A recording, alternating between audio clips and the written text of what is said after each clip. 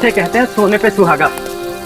दिन में मस्त काम, शाम को थोड़ी सी मस्ती और रात को आराम। क्या बात है राजीव, काम का मजा तो तब है जब काम अच्छा हुआ हो।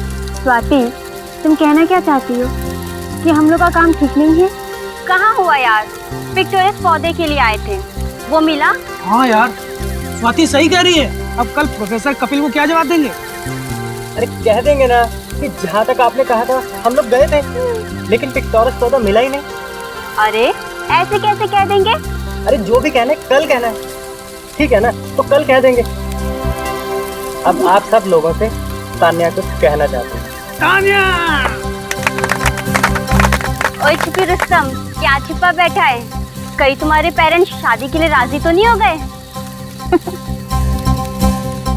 हाँ यार, क्या करते? अरे वाह, क्या बात है। अरे नहीं यार, ऐसा कुछ नहीं है। एक्चुअली आज सुबह ही सब कुछ फाइनल हुआ है। और तुम लोगों ने हमें बताया तक नहीं? कब है शादी? अगले महीने 23 तारीख को। और हाँ, तुम सबको आना है। अरे तुम नहीं भी बुलाओगे तब भी हम लोग पहुंचेंगे, है ना? खुशी का माहौल है, चले संगीत की तैयारी शुरू करते हैं। अंताक्षरी खेलते हैं। एक काम करते हैं, तुम लोग खेलो, तब तक मैं और राजीव थोड़ा घूम के आते। अरे वाह, क्या बात है। अब होने वाले पति पत्नी को थोड़ा सा वक्त अकेले बिताने दो। हाँ हाँ, जाओ जाओ, लेकिन हाँ, ज्यादा दूर पे ना जाना। ओके बाबा, चलो enjoy yourself. Okay, bye bye. Bye bye. Take care. चलिए हम लोग गाना शुरू करते हैं। पता है राजीव, आज मैं बहुत खुश हूँ।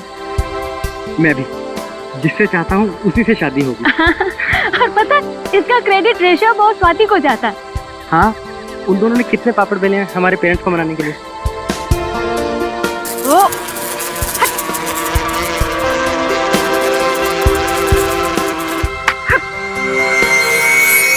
भागो यहाँ से। हाँ भागो। चल।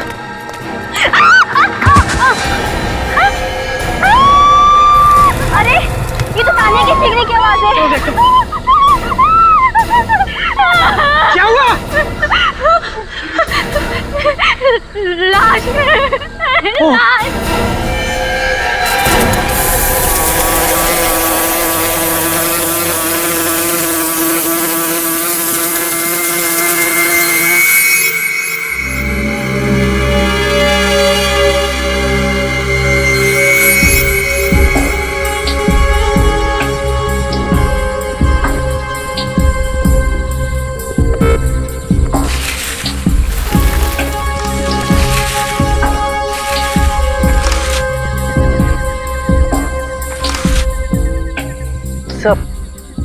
लाश काफी खराब हो चुकी है। लगता है काफी टाइम हो गया लाश को यहाँ पे गाड़े हुए। हीरो ने भी काफी खा लिया है। लेकिन लाश को ऐसे क्यों गाड़ा? आधी लाश जमीन के अंदर और आधी जमीन से ऊपर। नहीं, गाड़ा तो पूरा ही होगा। शायद जानवरों ने लाश को बाहर खींच लिया है। खोदने के लिए ना।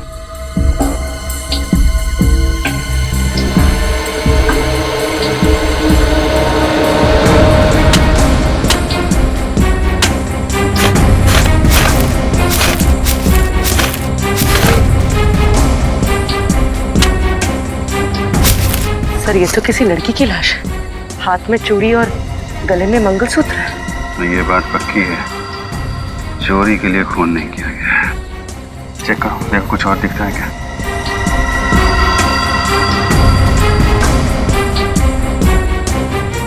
ये सबसे पहले लाश किसने देखी थी? मिस तान्या ने सर। हाँ सर, न ही मेरा पैर फिसलता, न ही मैं गिरती और न ही मुझे ये लाश दिखती। हम दोनों टहल रहे थे सर कि अचानक से बहुत सारे ब्लोफ्लाइज हमारे ऊपर आ गए, और हम जानते हैं कि ब्लोफ्लाइज सिर्फ लाश पर ही मंडराते हैं, तो इसलिए हम घबरा के भागने लगे। तो अचानक से तान्या के पैर फिसलने पर वो एकदम से लाश के ऊपर जा गिरी।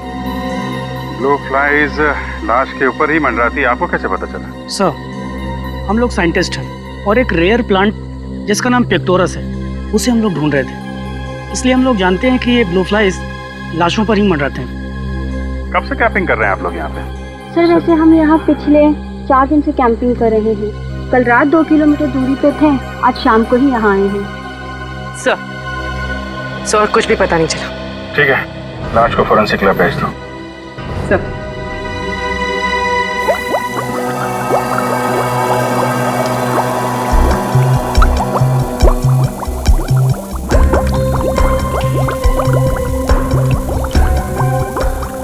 आसान कैसी हुई इसकी मौत? मौत गोली लगने से हुई है बस। ये देखो,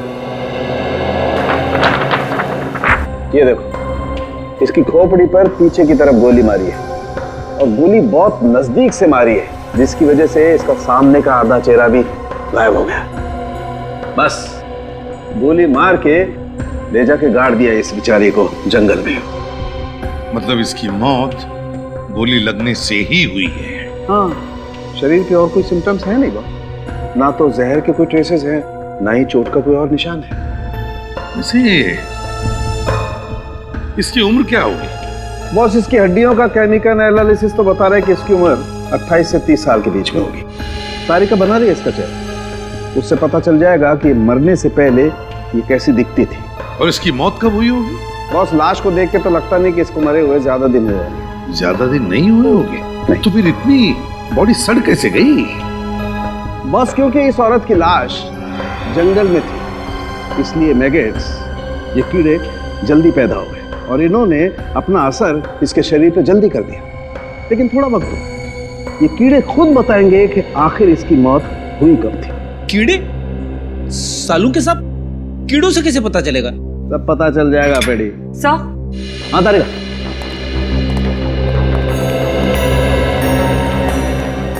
सर मरने से पहले ये औरत कुछ ऐसी दिखती होगी। रेडी? हमारे रिकॉर्ड से पता लगाओ क्या किसी ने इस औरत के गायब होने की रिपोर्ट लिखवाई है क्या? Yes sir.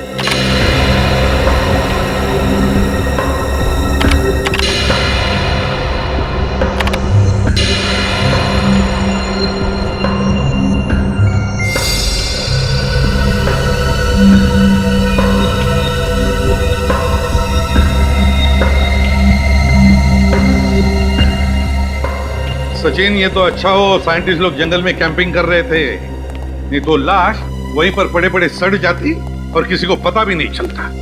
हाँ सर, ये बात तो है सर। हाँ श्रेया, कुछ पता चला? हाँ सर, पिछले 6 महीनों में 15 औरतों के लापता होने की रिपोर्ट दर्ज कराई गई है। और सर, इनमें से ये औरत का चेहरा सालू के साथ के बने हुए चेहरे से मिलता जुलता है। हाँ, लगता तो बिल्कुल वैसा ही है। और कोई सबूत मिला है? Yes sir. सर, लाश के गले में ये जो हार मिला था, बिल्कुल ऐसा ही हार इस औरत के गले में भी है।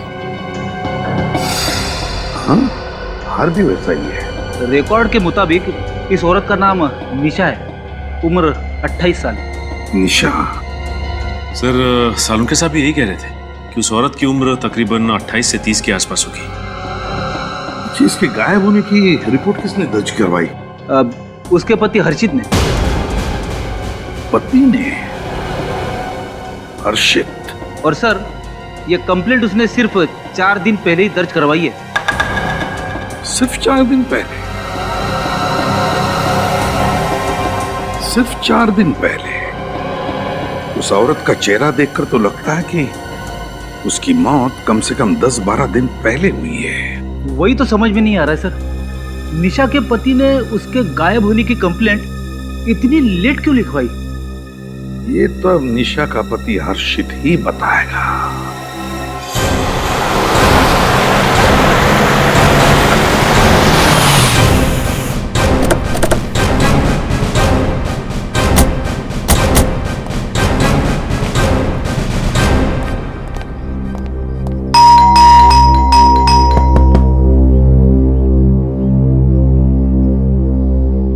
डॉक्टर हर्षित?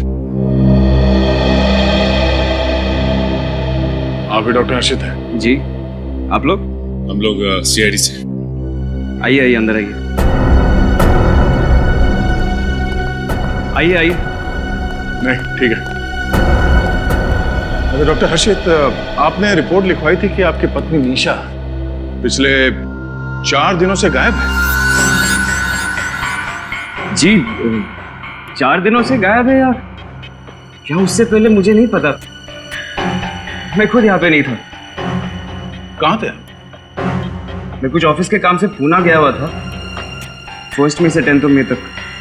मतलब 1 मई से पहले निशा आपके साथ यहीं थी, घर पे? जी, मगर आप लोग मुझसे ये सब क्यों पूछ रहे हैं? क्योंकि हमें एक लाश मिली है और लाश के पास से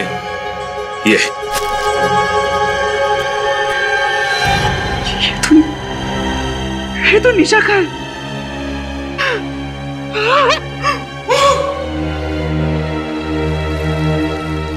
सर ये तो ओवर एक्टिंग करने लगा।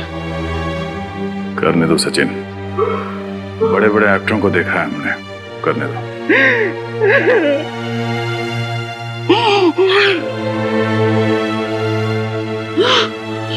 सर आप लोगों को निशा की लाश कहाँ मिली सर?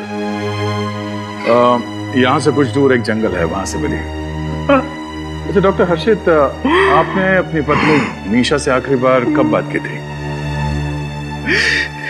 सर जिस दिन मैं पूना के लिए निकला था उसी दिन बात हुई थी सर। उसके बाद मेरी बात नहीं हुई उससे। यू को यहाँ मुंबई में अकेला छोड़ दिया और बात करने की कोशिश तक नहीं की आपने? हाँ? कोशिश की थी सर मैंने, लेकिन उसका मोबाइल खराब था सर। अगर उसका मोबाइल खराब था तो लैंडलाइन पे फोन कर लेते। सर लैंडलाइन भी खराब था सर। क्या बात है, मोबाइल भी खराब, लैंडलाइन भी खराब। बड़ा अजीब इत्तेफाक है, दोनों के दोनों फोन खराब से। ये सब तो एक बहाने हैं डॉक्टर हर्षित। अगर आप चाहते तो किसी तरह से अपनी बीवी से कांटेक्ट करने की कोशिश कर सकते थे। हाँ? सर मैंने कोशिश की थी सर। हमारे नेबर मिसेस डिसूजा को भी बोला था कि चेक करने के लिए सर, लेकिन जब वो यहाँ आए तो निशा ने दरवाजा नहीं खोला सर। और हमारे पास कोई दूसरी चाबी भी नहीं है कि किसी को दे। और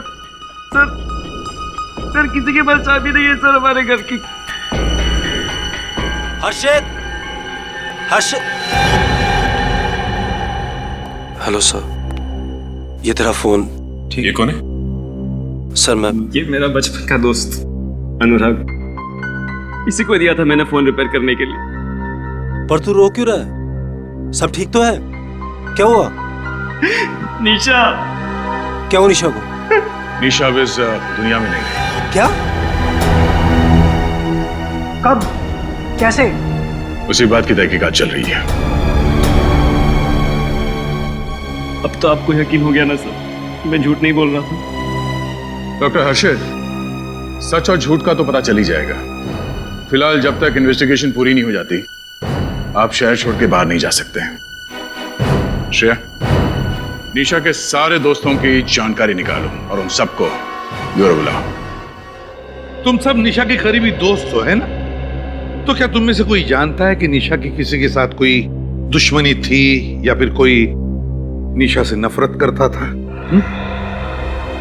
निशा बहुत शांत और मिलनसार स्वभाव की लड़की थी। सबकी मदद करती थी।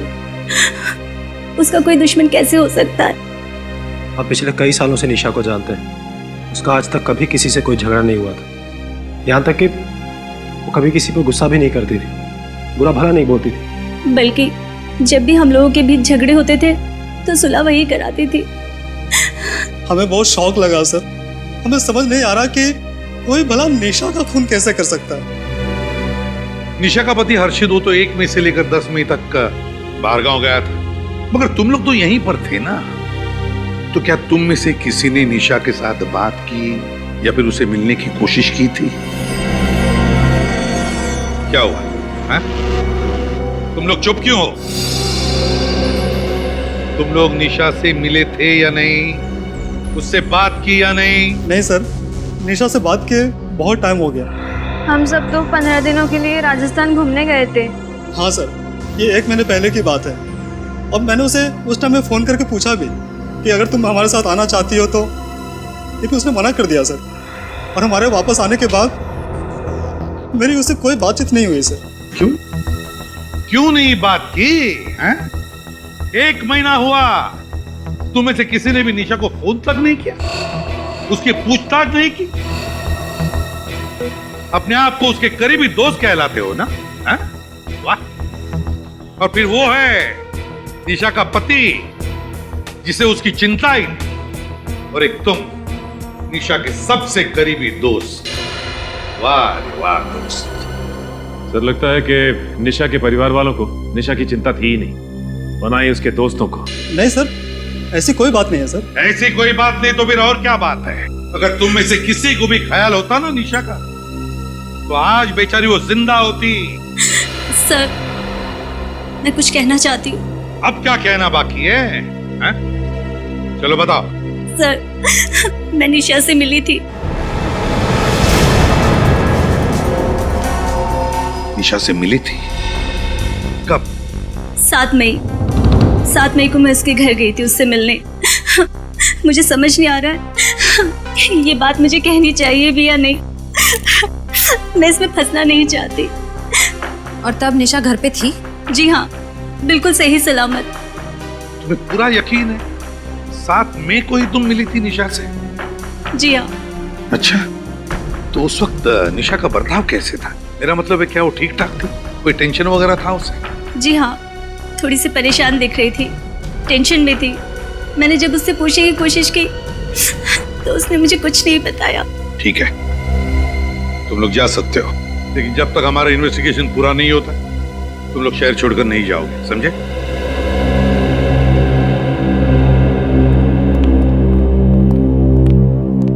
सर, अगर अंजलि 7 मई को निशा से उसके घर पे मिली थी तो इसका मतलब है कुछ तो गड़बड़ है। फिर तो सर निशा का खून हर्षित नहीं कर सकता, क्योंकि 1 मई से लेकर 10 मई तक हर्षित शहर में था ही नहीं सर। ऐसा हर्षित कह रहा है सचिन, हर्षित कह रहा है, लेकिन हमने कहां कंफर्म किया है कि वो 10 दिन के लिए शहर में था भी या नहीं। और फिर अगर वो 10 दिन के लिए बाहर गया भी तो 1 दिन के लिए वापस आकर भी जा सकता है।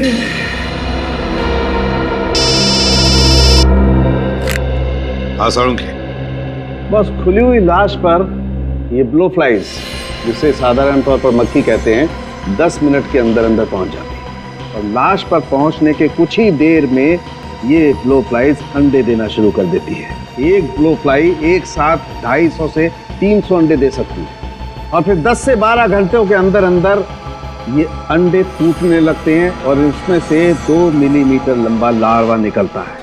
और फिर ये लार्वा लाश के मांस को खाता खाता बड़ा होकर के 8 से 10 दिन के अंदर एक प्यूपा बन जाता है। और फिर 3 से 4 दिन के अंदर अंदर इस प्यूपा में से निकलती है पूरी एडल्ट ब्लो फ्लाई, और ये ब्लो फ्लाई अपने अगले शिकार के लिए उड़ जाती है।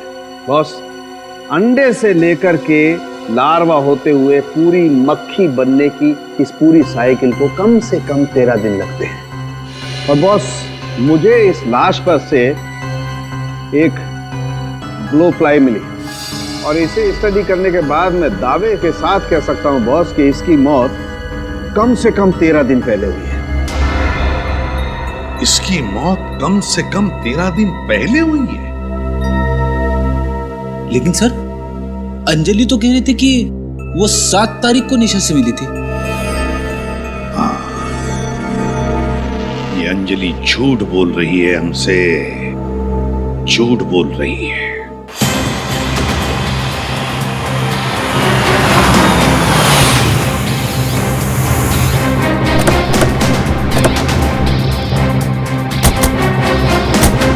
निशा की सहेली अंजलि जितनी भोली दिखती है उतनी भोली है नहीं।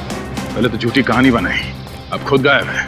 हाँ सर, जरूर इस केस में उसका भी हाथ है, वरना वो हमसे झूठ नहीं बोलती कि 7 मई को वो निशा से मिली थी। सर, यहाँ तो ताला लगा हुआ है। ये डॉक्टर हर्षित भी तो गायब नहीं हो गया? पहले अंजलि और अब ये डॉक्टर हर्षित, दोनों के दोनों एक साथ गायब हैं। माजरा क्या है? अंदर चल के देखते हैं।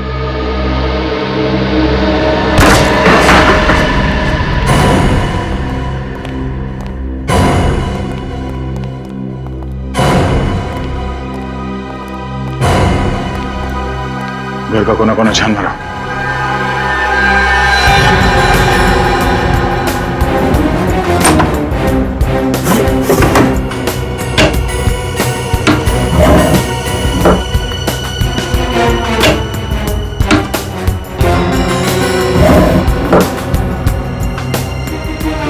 सर। हाँ सचिन। सर हर्षित तो दूर, उसके कपड़े भी नहीं होंगे। हाँ, मतलब हर्षित भाग गया।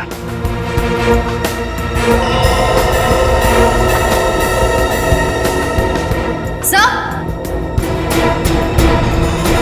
हर्षित, सर ये देखिए, लगता है खून का निशान है। श्रेया, ये खून है या नहीं इसे कंफर्म करना पड़ेगा। जरा गाड़ी से ट्रेन लेना।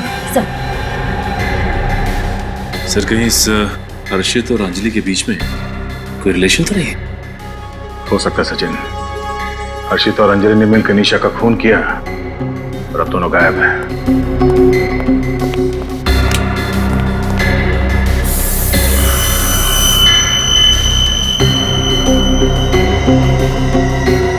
सर ये तो खून ही है। सर इसका मतलब डॉक्टर हर्षित ने निशा का खून इस घर में ही किया है। अगर डॉक्टर हर्षित ने निशा का खून यहाँ इस घर में किया तो उसकी लाश वहां जंगल कैसे ले गया होगा? गाड़ी से? और सर डॉक्टर हर्षित की गाड़ी तो बाहर ही खड़ी है। चलो देखते हैं। ये लो, डॉक्टर हर्षित हड़बड़ी में घर से तो भाग गया और अपनी गाड़ी लेकर नहीं गया। सर हो सकता है जल्दबाजी में वो टैक्सी में चला गया हो या फिर अंजलि की गाड़ी में भाग गया हो। ये भी तो हो सकता है कि वो अच्छी तरह से जानता था कि अगर वो अपनी गाड़ी लेकर जाएगा तो गाड़ी आसानी से ट्रेस कर ली जाएगी।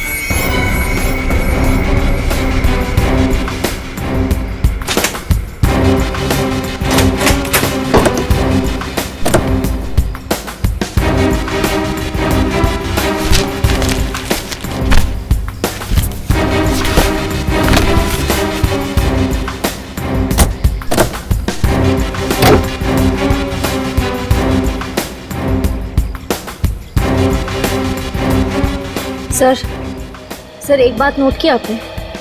फ्लोर मैट्स, सीट्स सब एकदम साफ, जैसे हाल ही में गाड़ी को अंदर से पूरी तरह से धो दिया गया।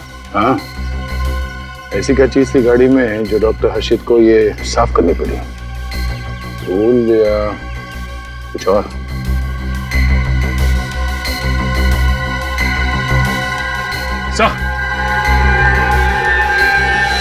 हाँ सर, ये देखिए, यहाँ पे भी खून लगा हुआ है।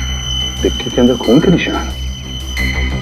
एक बात तो पक्की हो गई कि डॉक्टर हर्षित ने अपनी बीवी निशा को घर के अंदर मारा और फिर उसकी लाश को गाड़ी के डिक्की में डाल के जंगल में ले जाके फेंक दिया। एक काम करते हैं, आस पड़ोस के लोगों से पूछताछ करते हैं, किसी ने कुछ तो देखा होगा। मैंने कुछ नहीं देखा। अरे मैं अभी अभी तो अपने बेटी के घर से आई हूँ। बेटी के घर थी मैं, और मैं नहीं जानती ये हर्षित कहाँ है।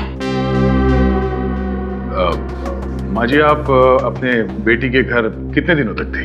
ये लो, पहले मेरी सास थी मुझसे ये सब पूछने के लिए, और उसके बाद मेरा पति, और अब ये सीआईडी हमसे हिसाब मांगेगी। हम कहाँ थे, कितने दिन के लिए थे? अरे मेरी बेटी है और मेरी मर्जी है, मैं चाहे जितने दिन चाहूं अपनी बेटी के यहाँ रह सकती हूँ। तुम होते कौन हो मुझसे ये सब पूछने वाले? माँ जी आप तो बुरा मान गई, हमारा ये मतलब नहीं था। अरे मैं तो अपनी बेटी के यहाँ 4 दिनों के लिए गई थी। अरे उसके बच्चों की परीक्षा थी ना, तो थोड़ी मदद करने। अब ये तो बहुत अच्छी बात है माँ जी। हाँ, अब आई हूं ना, तब से बस अपना सामान अनपैकिंग और घर के काम में ही लगी हुई हूँ। कोई नहीं है मेरे यहाँ ऐसा जो मेरी मदद करेगा। माफ करो भाई, मैंने किसी को नहीं देखा। मैं कुछ नहीं जानती हर्षित कहाँ है, क्या कर रहा है। जाओ यहाँ से। ठीक है। सुनो, शायद मुझे कुछ पता है जी। वो घर भी अजीब है और वो निशा और हर्षित भी अजीब ही थे। क्यों माँ जी, अजीब क्या था? अरे बेटा, 4-6 दिन पहले की बात है। एक रात में टीवी पर अपना मनपसंद कार्यक्रम, शास्त्रीय संगीत का कार्यक्रम देख रही थी। तभी अचानक मुझे हर्षित के घर से अचानक किसी के जोर से चीखने की आवाज सुनाई दी। अरे कोई चीखा? कि जरूर कोई चीखा, और ये चीख इतनी रात को कौन हो सकता है? ये आवाज तो मुझे निशा की लग रही है।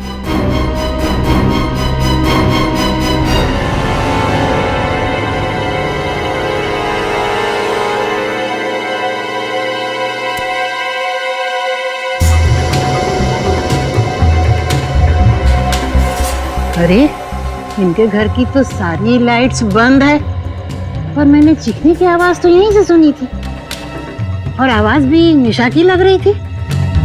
निशा, पता नहीं क्या कर रहे हैं भाई, चीखने की आवाज तो मुझे निशा की लगी।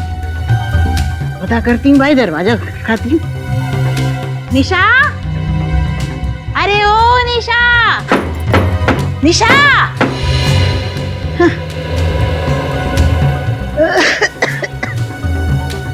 अरे लगता है सब सोच आ गए होंगे, या फिर कोई डरावना भूत प्रेत का सीरियल देख रहे होंगे। अरे बाबा, मैं तो ऐसे सीरियल कभी न देखूं। सर, ये औरत तो बड़े यकीन के साथ कह रही थी कि 6 दिन पहले रात में जो उसने चीखने की आवाज सुनी वो निशा की थी, और चीख सुनने के 20-25 मिनट बाद उन्होंने किसी गाड़ी की आवाज सुनी।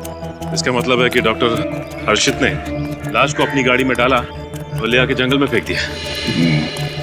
ये सब मुमकिन है, मगर डॉक्टर सालुंके के हिसाब से निशा की मौत 12 दिन पहले हुई थी, और इस औरत ने निशा को 6 दिन पहले 6 मई को उसके चीखने की आवाज सुनी। ये कैसे हो सकता है? डॉक्टर सालुंके भी गलत तो नहीं हो सकते।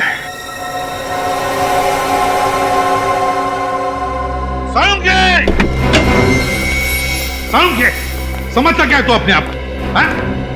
समझता क्या है? क्या हुआ है? तो चिल्ला क्यों रहे हो? चिल्लाओ नहीं तो क्या तारीफ करूं तेरी? तेरी वजह से पता कितनी गड़बड़ हो गई। क्या बात है यार, साफ साफ तो बोलो। तो फिर साफ साफ सुन ले, दिमाग खराब हो गया तेरा। सकिया गया तू। अरे दिमाग, हाँ, तू रिटायर हो जा तू। फ्रेडी सर, आखिर हुआ क्या है? अरे उससे क्या पूछते हो? मुझसे पूछो। पूछो ना, अपने बॉस से पूछो, सालुंके सर से पूछो। क्या क्या हुआ बताओ तो। तूने गलत इंफॉर्मेशन दी और उसकी वजह से निशा की केस बिगड़ गई है। सालुंके, क्या गलत इंफॉर्मेशन दी मैंने? क्या गलत इंफॉर्मेशन दी? तो सुन, तूने कहा था ना कि बॉस, मैं दावे के साथ कहता हूँ कि निशा की मौत 13 दिन पहले हुई है, मतलब 30 अप्रैल को हुई है। कहा था ना? हाँ, तो इसमें गलत क्या है? क्या गलत है? सालुंके, निशा की मौत 13 दिन पहले नहीं, बल्कि 7 दिन पहले हुई है। 7 दिन पहले। समझो? कोई सबूत है तुम्हारे पास? सबूत नहीं, गवाह है हमारे पास, गवाह है। गवाह? हाँ सालुंके साहब, निशा की पड़ोसी ने 6 मई की रात को निशा के चिकनी की आवाज सुनी थी। अरे पर ये कैसे हो सकता है? ये नहीं हो सकता है। This is impossible. कैसे इम्पॉसिबल? हाँ, क्यों इम्पॉसिबल? ये ब्लो फ्लाइज मुझसे झूठ नहीं बोल सकती है प्रद्युमन। ये ब्लो फ्लाइज हैं, मक्खियां हैं, कोई इंसान नहीं है जो अपनी उम्र छुपा जाए। और आज तक मुझसे कोई गलती हुई, तो आज मुझसे कोई गलती क्यों होगी यार? हो सकती है क्या सालुंके? गलती हुई है गलती तेरे से। तूने गलती की है सालुंके।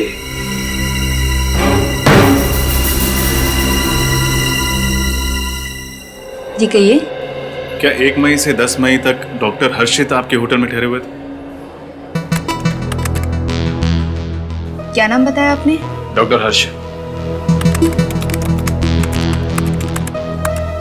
हाँ सर, 1 मई से 10 मई तक डॉक्टर हर्षित इसी होटल में ठहरे थे। यही है? सर, ये डॉक्टर हर्षित है या नहीं ये नहीं बता सकती, पर कुछ दिन पहले इन्हें होटल में देखा जरूर था। सर यही है डॉक्टर हर्षित। तो पक्का मालूम? हाँ सर, जब भी ये पुणे आते हैं हमारे ही होटल में ठहरते हैं। सर, ये देखिए सर। ये क्या है?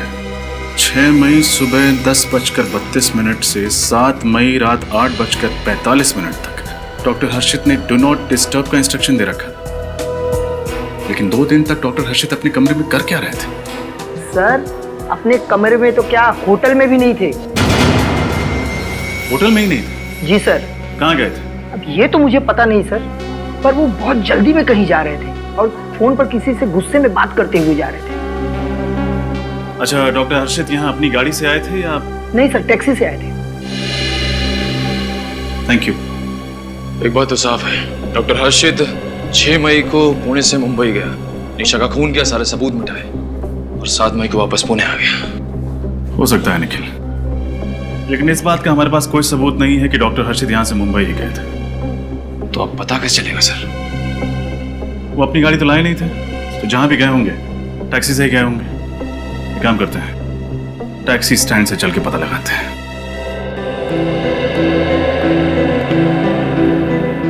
सब बताइए ना, हुआ क्या है? सब प्लीज बताइए क्या हुआ?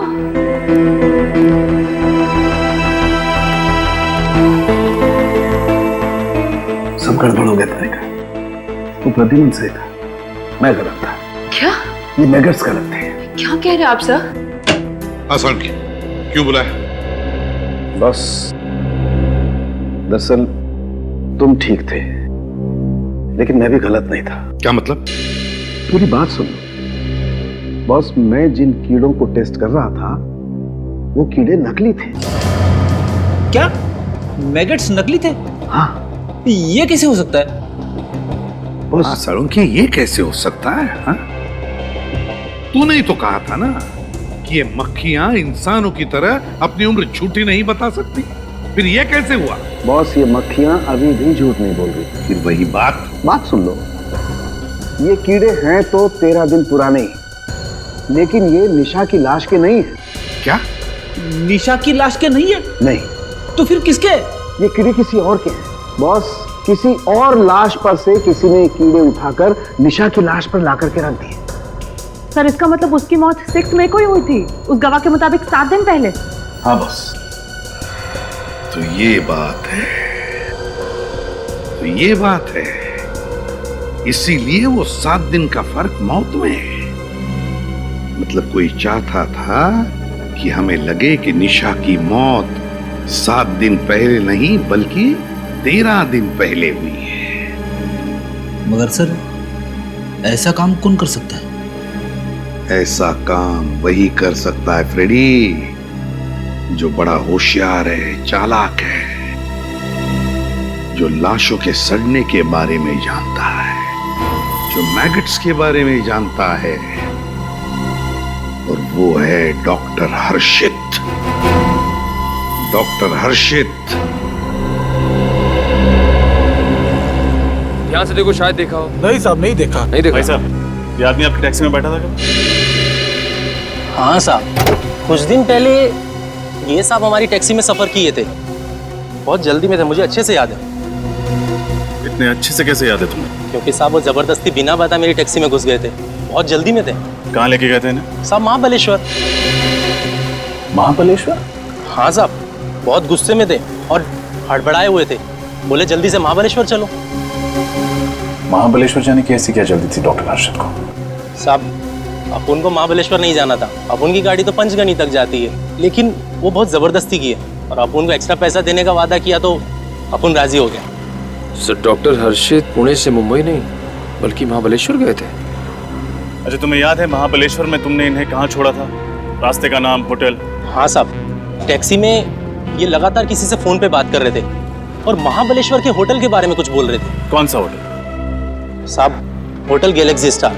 लेकिन जैसे ही हम वहाँ पहुंचे तो उन्होंने मुझे 500 के 3 नोट दिए और छुट्टा भी वापस नहीं लिया और बहुत जल्दी में अंदर घुस गए। सर पुणे के होटल स्टाफ ने भी यही कहा था कि फोन पे बातें करते करते जल्दबाजी में निकल गए। टैक्सी के अंदर भी फोन पे लगातार बात कर रहे थे किसी से। आखिर वो बात किससे कर रहे थे? ये तो महाबलेश्वर जाके ही पता चलेगा। Hotel Galaxy star. आप चिंता मत कीजिए सर, आप आइए और बस पार्टी के मजे लीजिए। बाकी सब हम लोग मैनेज कर लेंगे। Okay, thank you. Welcome sir. बताइए मैं आपके लिए क्या कर सकता हूँ? CID? मैं आपके लिए क्या कर सकता हूँ सर? आप बस जवाब दीजिए, बाकी हम संभाल लेंगे। कोई सीरियस बात है सर? सीरियस ही समझिए। हम लोग एक ऐसे आदमी के बारे में पूछताछ करने आए जो 6 मई को आपके होटल में आया था। सर यहाँ तो रोज बहुत सारे गेस्ट आते हैं। आप किसकी बात कर रहे हैं? हम इनकी बात कर रहे हैं।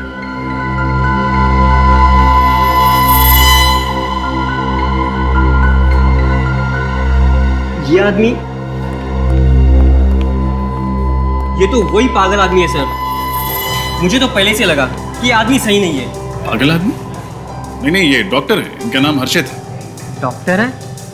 पर सर उस दिन तो एकदम पागलों की तरह बर्ताव कर रहा था ये। अच्छा, ये यहाँ पे आए कब थे? सर अभी बताता हूँ।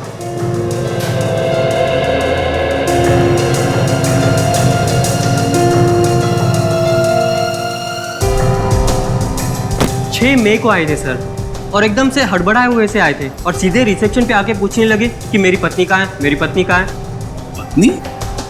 उनकी पत्नी यहीं ठहरी हुई थी? नहीं सर, लेकिन वो बोल रहे थे कि उनकी पत्नी निशा मुसीबत में है, उसकी जान को खतरा है, और हमने उन्हें फ़ोन करके यहाँ महाबलेश्वर बुलाया।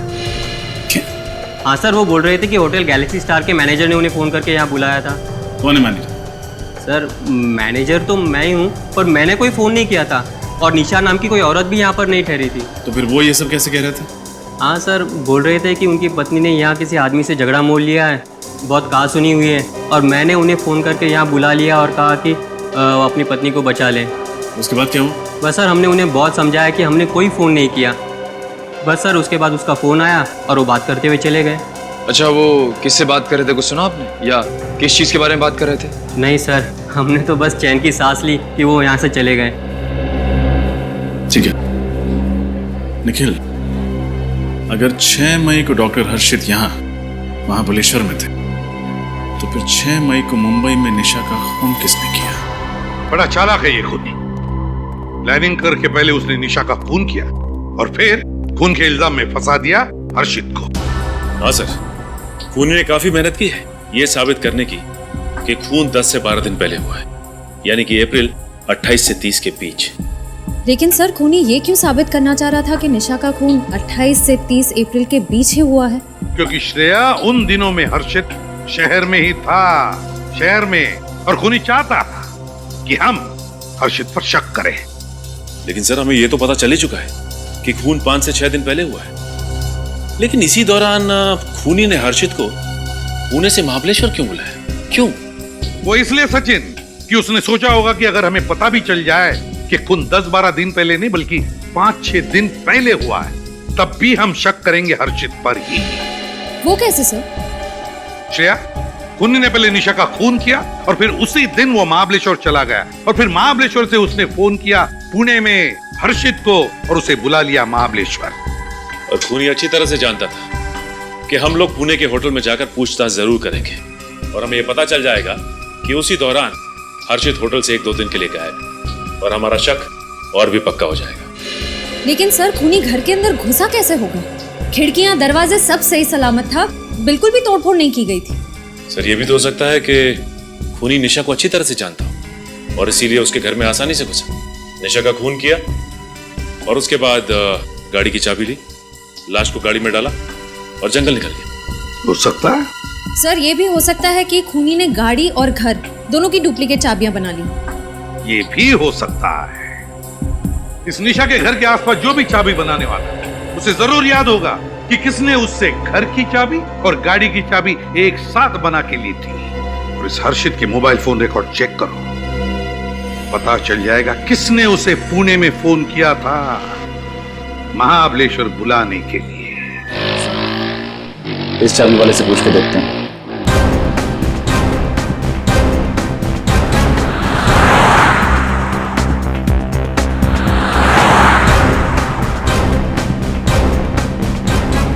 बोलो साहब, कौन से ताले की चाबी बनानी है? तुमने कौन से ताले की चाबी बनाई थी वो जानना है। क्या साहब, क्या बात कर रहे हैं? मैं कुछ समझा नहीं। समझ जाओ, हम सीआईडी से। सीआईडी? मैंने कुछ नहीं किया साहब। अरे मैंने कब कहा कि आपने कुछ किया है? हो सकता है किसी ने आपसे कुछ करवाया हो। अच्छी तरह से याद करके बताना। कोई आदमी आया था तुम्हारे पास 2-2 डुप्लीकेट चाबियां बनवाने, एक अपने घर के लिए, एक अपनी गाड़ी के लिए। याद है ना साहब, एक साहब आया था 8 या 9 दिन पहले, उसके घर की चाबी खो गई थी, तो बोला चाबी बनानी है। हम बोले ठीक है बना देंगे, अपना तो काम ही है चाबी बनाना। लेकिन जब तक उससे घर का दरवाजा नहीं देखेंगे तब तक चाबी कैसे बनाएंगे? फिर उसने क्या कहा? पहले तो कुछ नहीं बोला, उसका मुंह तो एकदम छोटे एक लीवर के ताले के माफिक हो गया। फिर कुछ सोच के बोला कि ठीक है चलो। यानी कि तुम उसके घर गए थे? घर के बाहर तक गया था, उसके दरवाजे का लॉक देख के बोला कि आधे घंटे में बना देगा। फिर उसने अपनी गाड़ी दिखाई, बोले इसकी भी चाबी बना डालो, सेफ्टी के लिए एक चाबी और चाहिए। अपन ने बोला ठीक है बना देता हूँ, इसमें कौन सी बड़ी बात है। उसका घर कहाँ है? बस आगे से राइट में सेकंड गली में सेकंड घर। सर, ये तो डॉक्टर हर्षित के घर की तरफ इशारा कर रहा है। क्या वो आदमी यही था? नहीं साहब, ये नहीं था। तुम्हें उस आदमी की शक्ल याद है ना? याद है ना साहब, ऐसे कस्टमर को कौन भूलेगा। अरे मुंह मांगा पैसा दिया था, डबल पेमेंट दिया था, डबल। निखिल इसको ब्यूरो लेके जा और स्केच आर्टिस्ट के साथ बैठा, पता तो चले कि वो आदमी था कौन। देखो, जिसने भी तुमसे चाबी बनवाई ना, उसके चेहरे की एक एक बारीकी बताओ हमारे आर्टिस्ट को, समझे? भूल मत करना। हाँ आश्रया, नंबर के बारे में क्या पता चला? सर अभी तक तो कुछ पता नहीं चल पाया, कोशिश जारी है सर। जल्दी करो श्रेया, हमारे पास वक्त बहुत कम है। Yes sir. सर एक बात समझ में नहीं आ रही है कि खूनी ने हर्षित को महाबलेश्वर क्यों बुलाया? मुंबई भी तो बुला सकता था। ये गलतियों कभी नहीं करता। अगर हर्षित मुंबई आता तो उसे पुणे के होटल में से चेकआउट करना पड़ता, और मुंबई आते उसे पता चल जाता कि निशा गायब है, तो जाकर पुलिस में दर्ज करता रिपोर्ट। समझ में नहीं आ रहा कि ये खूनी चाहता क्या था सर? खूनी चाहता था एक तीर में दो शिकार। मतलब निशा का खून और हर्षित को सजा? दोनों का दुश्मन था एक खूनी। सब पता चल गया। 5 तारीख को हर्षित को इस नंबर से फोन किया गया था। कहाँ का नंबर है ये? सर महाबलेश्वर के किसी एसटीडी बूथ का नंबर है ये। महाबलेश्वर के किसी एसटीडी बूथ का नंबर? सर ये खूनी हर कदम सोच समझ कर उठा रहा है। हाँ, बड़ा चालाक समझता है अपने आप को, लेकिन उसे मालूम नहीं सीआईडी वालों से पंगा लिया है उसने। सर स्केच रेडी है।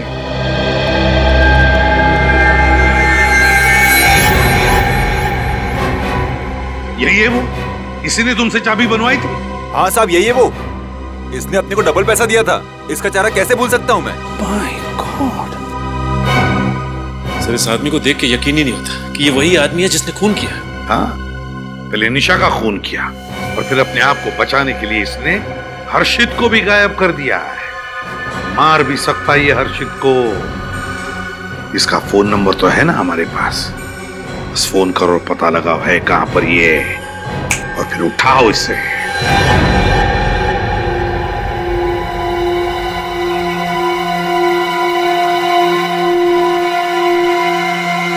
हर्षित, कैसा लग रहा है? डर लग रहा है? हाँ? छोड़ दो मुझे। क्या बिगाड़ा है मैंने तुम्हारा? छोड़ दो मुझे। क्या बिगाड़ा है? हाँ? इतनी जल्दी भूल गया तू? याद कर 6 साल पहले की वो शाम, जब उस जुर्म के लिए तूने मुझे जेल भिजवाया था। वो जुर्म जो मैंने कभी किया ही नहीं था। मुझे लगा तुम इस बात को भूल चुके हो। हर्षित, ऐसी बात को कोई कैसे भूल सकता है? कैसे भूल सकता है? मैं तुझे कभी माफ नहीं कर सकता। वो 6 साल जेल में मैंने कैसे काटे हैं मुझे पता है। वो पल पल की घुटन मैंने सही है, तेरी सजा मैंने काटी है। और तू कह रहा माफ कर दूं?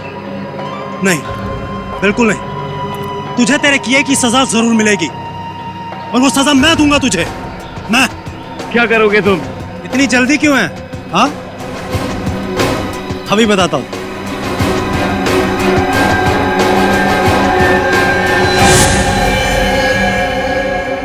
नहीं, नहीं, नहीं, नहीं, नहीं। इस रिवॉल्वर में 6 गोलियां होती हैं, पर इसमें सिर्फ 5 हैं। तुझे पता है एक गोली कहां गई? पता है? नहीं। इस गोली से एक का खून कर चुका हूं मैं। किसका? तुम्हारी प्यारी बीवी निशा का। नहीं। हाँ, मैं तुम्हें नहीं छोड़ूंगा। चिल्ला मत, ऊंची आवाज पसंद नहीं है मुझे, चीख मत। 6 साल की सजा बंदूक की 6 गोलियां लेंगी। पहली गोली चली निशा पर, दूसरी चलेगी तेरे पर। तुझे पता है जब मैं जेल में था ना, यही सोचता था कि बाहर जाकर तेरे से बदला कैसे लूंगा। हर एक गोली हर एक साल का बदला लेगी तेरे से, जो जेल में मैंने काटे हैं।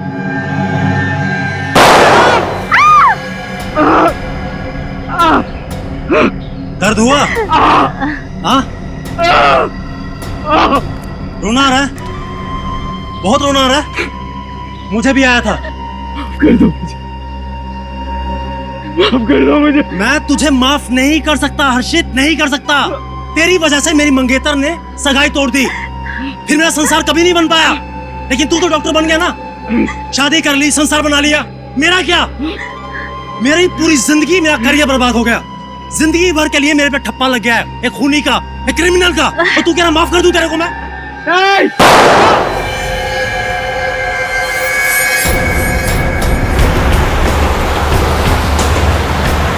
सर सिग्नल इधर से आ रहा है।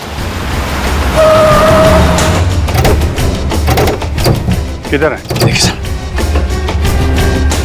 इधर। मैं जेल में सड़ता रहा, जिंदगी को कोसता रहा तेरी वजह से। सर ये तो वही जंगल है जहाँ खूनी ने निशा की लाश को गाड़ा था।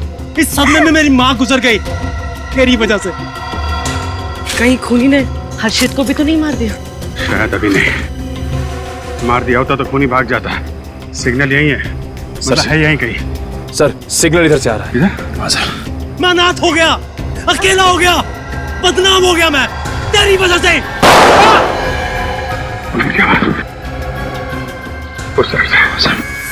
मैं टूट गया, मैं बिखर गया। मुझे उन 6 सालों का हिसाब चाहिए। तुम बचोगे नहीं अनुराग, ये तुम्हें पकड़ ही लेगी, फांसी होगी तुम्हें, फांसी। सर सिग्नल सबसे आ रहा है सर। फांसी तो होगी, इससे पहले मैं तुझे फांसी दूंगा। नहीं, नहीं।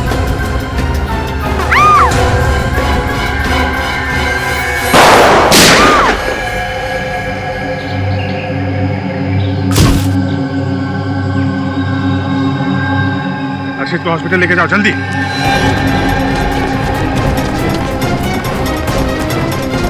कुछ नहीं होगा हमको।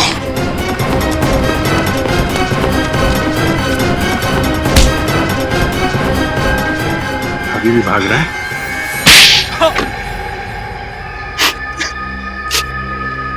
कॉलेज में मैं हर्षित और निशा का दोस्त था। हॉस्टल में हर्षित के हाथों एक लड़के का खून हो गया। उसने उस जुर्म में मुझे फंसा दिया। उस झूठे खून के इल्जाम में मुझे 6 साल जेल में काटने पड़े। जेल से निकलने के बाद हर्षित से झूठी दोस्ती का नाटक किया तुमने। ये तेरा फोन। ये कौन है? ये मेरा बचपन का दोस्त अनुराग। मैं बदला लेना चाहता था, जैसा उसने मुझे झूठे इल्जाम में फंसाया था, मैं भी उसे फंसाना चाहता था। निशा का खून करके? निशा के घर की डुप्लीकेट चाबियां मैंने बनाई, और जब निशा अकेली थी मैंने उसका खून कर डाला। मैंने उसके घर का फोन और मोबाइल खराब कर डाला ताकि वो हर्षित से बात ना कर सके। मैंने जानबूझकर उसके खून के छींटे जगह जगह छोड़ दिए ताकि सीआईडी को लगे कि हर्षित सबूत मिटाने की कोशिश कर रहा था, ताकि वो जेल जा सके उस जुर्म के लिए जो उसने कभी किया ही नहीं था। लेकिन अंजलि को क्यों अगवा किया तुमने? क्योंकि ये हर्षित की मदद कर रही थी, उसे बचाने की कोशिश कर रही थी। इस लड़की की वजह से मेरा बना बनाया प्लान बर्बाद हो जाता। मुझे गुस्सा आया, मैंने उसे किडनैप किया और अपने पास यहाँ रख लिया, जंगल में। मैं हर्षित के साथ दोस्ती निभा रही थी, मैं तुम्हें कभी माफ नहीं करूंगी। तुमने डॉक्टर हर्षित को महाबलेश्वर क्यों बुलाया? ये मेरा प्लान बी था, ताकि अगर सीआईडी को किसी तरह पता चल भी जाए कि खून 6 मई को हुआ था, तब भी शक हर्षित पर जाए, ताकि सीआईडी को लगे कि 6 मई को हर्षित पुणे से मुंबई आया, निशा का खून किया, तो 7 तारीख को वापिस चला गया। प्लान ए, प्लान बी सब फ्लॉप हो गए। जब तुम्हें लगा कि तुम्हारा भांडा फूट जाएगा, तो तुम अंजलि और डॉक्टर हर्षित को यहाँ जंगल में लेके आए, उनका खून करने। लेकिन तुम्हारा बैड लक, सीआईडी टाइम पे आ गई। डॉक्टर हर्षित को तो उनके किए की सजा मिलेगी, लेकिन तुम्हें कानून को गुमराह करने और निशा के खून करने के जुर्म में कड़ी से कड़ी सजा मिलेगी, शायद फांसी।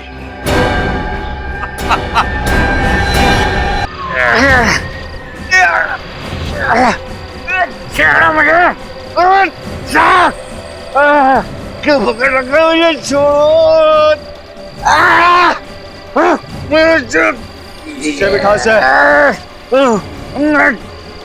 नीचे बिठा। मुंह खोल इसका।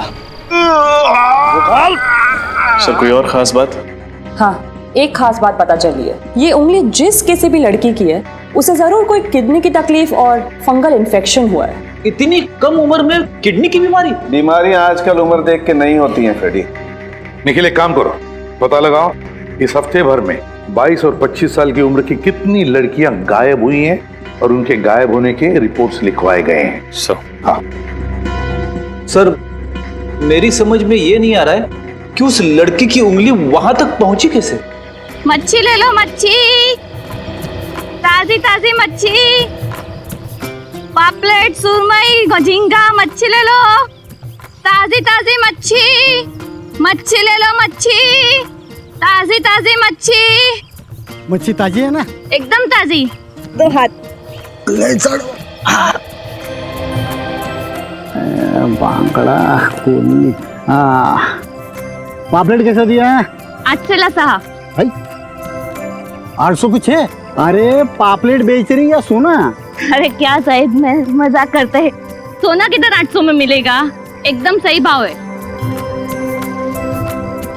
ये 500 रख और सारी पापलेटें बांध दे। नहीं नहीं साहिब, मेरा आदमी बहुत मेहनत करके मच्छी पकड़ के लाता है, ये भाव नहीं परवड़ेगा। ठीक है, ये 100 और 600 रख चल। ना आपका ना मेरा, 750 लूंगी। बोलो बांधू मच्छी? 600 अपना आखिरी ऑफर है, वरना बाजार में और भी बहुत अच्छी जगह अच्छी मच्छी मिलती है। हाँ साहिब, आप उधर से ही लो, आपका भी भला होएगा, उनका भी भला होएगा। 2 हाथ दो जरा। ये तो अजीब मुसीबत है। मच्छी ले लो, मच्छी। अजीब मच्छी वाली है तो। ताजी ताजी मच्छी। अरे वो मच्छी वाली, झींगा है क्या? है भाभी, आइए।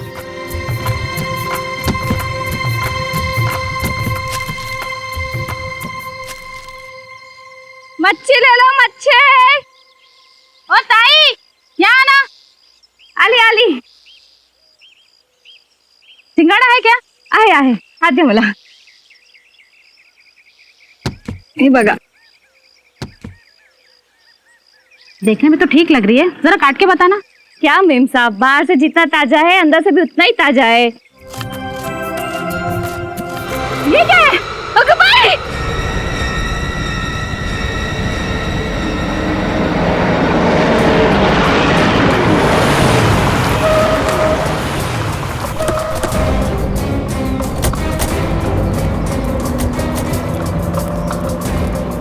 आप ही ने फोन किया था? जी, जरा इससे पूछिए, इस मछली में इंसान की उंगली कहाँ से आई? मुझे कुछ नहीं मालूम साहब, सच्ची मुझे कुछ नहीं मालूम। क्या मतलब कुछ नहीं मालूम? ये मछलियाँ तुम ही लाई थी ना? जी साहब, 5 साल से मच्छियाँ बेच रही हूँ, पर आज तक ऐसा कभी नहीं हुआ साहब। ये मछलियाँ तुम्हारा पति पकड़ता होगा? जी, पर वो तो बहुत सीधा आदमी है, उसने कोई गड़बड़ नहीं की। तो फिर ये मच्छी कहाँ से पकड़ के लाया? वो तो नहीं मालूम, वो ही बता सकता है। बुलाओ उसे। कि वो मच्छियाँ पकड़ने गया है, शाम तक लौटेगा। बाकी की मच्छियों में तो ऐसा कुछ भी नहीं है। एक काम करो, ये कार्ड रखो, तो बोलो CID ब्यूरो आके मिलो। जी साहब।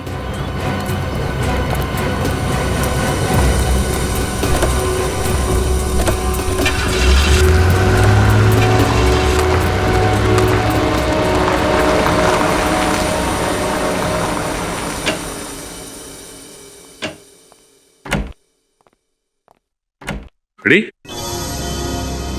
इतना परेशान क्यों लग रहे हो? कुछ नहीं सर। कुछ नहीं मतलब? कुछ बात तो जरूर है। फ्रेडी देखो, जब मैं परेशान था ना, तो तुमने मेरे दिल का बोझ हल्का किया था। आज मेरी बारी, चलो बताओ क्या है? सर, मुझसे एक बहुत बड़ा जुर्म हो गया है और उस जुर्म का प्रायश्चित तो मैं कैसे करूं, समझ में नहीं आ रहा है। जुर्म किया? कैसा जुर्म? कैसे बताऊं सर, बताते हुए भी शर्म आ रही है, खुद पे गुस्सा आ रहा है। मैं इतना बड़ा गुनाह कैसे कर सकता हूं? अरे ऐसा क्या गुनाह किया है? चलो अब मुझे बताओ प्लीज। एक शर्त पे बताऊंगा। ठीक है, क्या शर्त है बोलो? किसी को बताओगे तो नहीं? अरे फ्रेडी, मैं किसी से कुछ नहीं कहूंगा। देखो, तुमने मेरी बात अपने तक रखी थी, तुम्हारी बात भी मैं अपने तक रखूंगा। चलो बोलो। कान में बताऊंगा। ठीक है।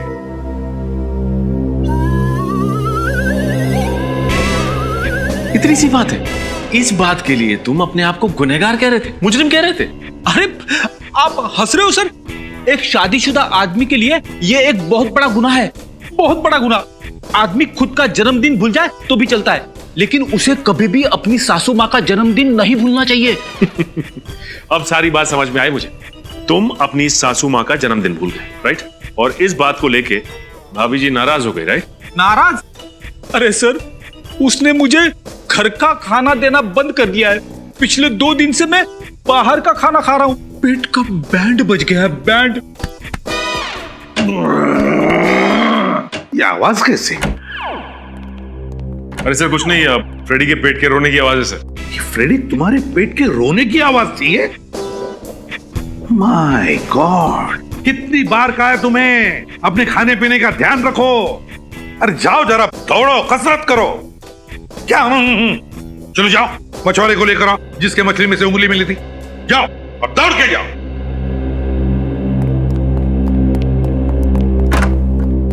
मिसिंग पर्सन ब्यूरो से क्या पता चला?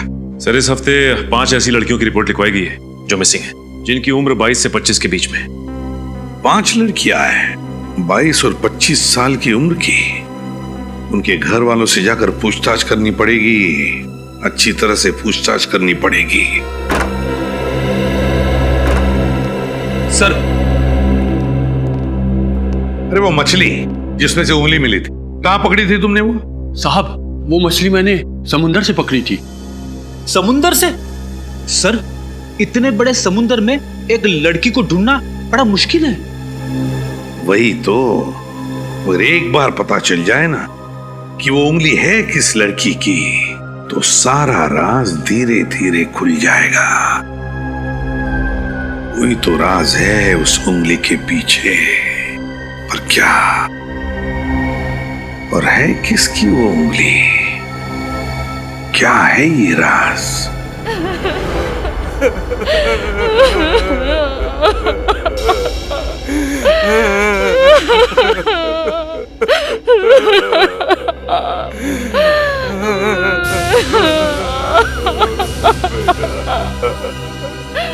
किरण की तो मौत हो गई? सर हम तो किरण के बारे में जानकारी हासिल करने आए थे, लेकिन यहाँ तो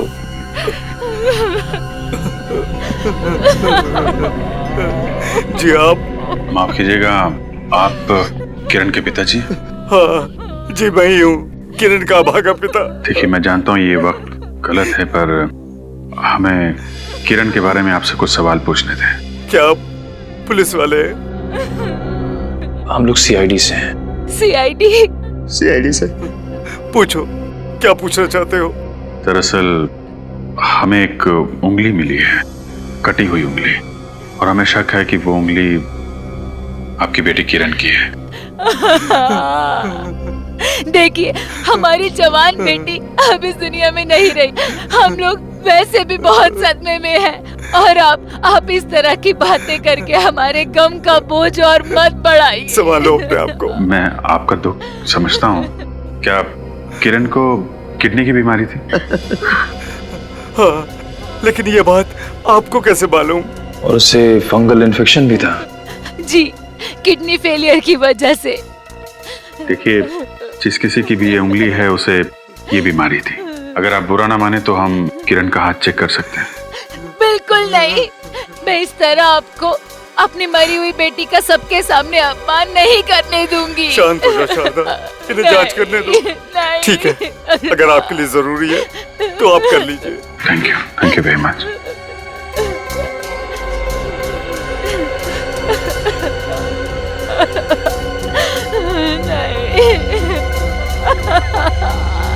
नाखून नहीं है? हाँ सर। किरण तो लापता थी, फिर ये आपको कब मिली? कल ही मिली हमें इसकी लाश, आरके हॉस्पिटल के मॉर्ग रूम से। Morgue room? जी हाँ। देखिए मैं जानता हूँ ये आपके लिए आसान नहीं है, पर हमें किरण की लाश फॉरेंसिक लैब ले जानी होगी जांच के लिए। बिल्कुल नहीं, शांत हो जाओ। आप ऐसा नहीं कर सकते। शारदा शांत हो जाओ, शारदा। किरण की लाश को फॉरेंसिक लैब भेजने का इंतजाम करो। आसान ये उंगली किरण की नहीं है ना? हाँ बस, ये उंगली किरण की नहीं है। तो फिर किसकी है सर? ये उंगली किसी 50 से 55 साल के बुजुर्ग की है। लेकिन सर आप ही ने तो कहा था कि ये उंगली किसी लड़की की है। हाँ कहा था, लेकिन उस वक्त मैंने सिर्फ नाखून के बलबूते पर कहा था। मगर सर, अरे यार गलती हो गई, मानते हैं हमसे गलती हो गई, हम भी इंसान है बॉस। हाँ हाँ सारंखे यार, मगर प्रॉब्लम ये है कि किरण के घर वाले उसका अंतिम संस्कार करने के लिए ले जाने वाले थे बॉडी। बहुत तकलीफ हुई थी अभिजीत और निखिल को जब वो वहां पहुंचे थे। I am sorry boss, really very sorry. लेकिन अब मैं कंफर्म हूं, ये उंगली किसी 50 से 55 साल के बुजुर्ग की है और उसे ब्लड कैंसर था। Blood cancer? हाँ सर, और उनको मरे हुए 4-5 दिन हो चुके होंगे। कुछ और पता चला? हाँ, ये देखो बस, ये उंगली बहुत बुरी तरह से कुचल गई है किसी भी वजह से। किसी एक्सीडेंट की वजह से? हाँ, हो सकता है। लेकिन एक काम करो, किरण की बॉडी उसके घर वालों को सौंप दो और उनसे कहो कि हमसे गलती हो गई और हम माफी चाहते हैं। रजत, पता लगाना पड़ेगा किसी ऐसे आदमी का जिसकी उम्र 50-55 की है और जिसे ब्लड कैंसर है और जिसकी उंगली बुरी तरह से कुचल गई है एक्सीडेंट में। देखते हैं इस हॉस्पिटल से क्या पता चलता है। एक्सक्यूज मी, हम लोग सीआईडी से आपसे कुछ पूछताछ करनी है। सीआईडी? क्या बात है सर, किसी का खून हो गया क्या? हाँ, हमें ये पता करना है कि कुछ दिन पहले आपके हॉस्पिटल में एक 50-55 साल के बुजुर्ग अपना कैंसर का इलाज कराने आए थे क्या? सर यहाँ सभी मरीज कैंसर का इलाज कराने ही आते हैं। आप किसकी बात कर रहे हैं सर? उन्हें ब्लड कैंसर था और एक हादसे में उनके हाथ का आगे का हिस्सा खराब हो गया था, इसीलिए उन्होंने ऑपरेशन भी कराया था उसका। अरे बाप रे, जिस इंसान को कैंसर था उसके साथ ही हादसा भी हो गया। जिंदगी भी ना पता नहीं कितना कष्ट देती है कई लोगों को। सर मैं चेक करके बताता। प्लीज। हाँ सर, आप ठीक कर रहे हैं। ऐसे ही एक बुजुर्ग की डिटेल है यहाँ पे। अच्छा, नाम क्या उनका? सर इनका नाम पुनीत नाम है सर इनका। एड्रेस क्या? सर 32 VRB रोड, ज्योति नगर। ज्योति नगर।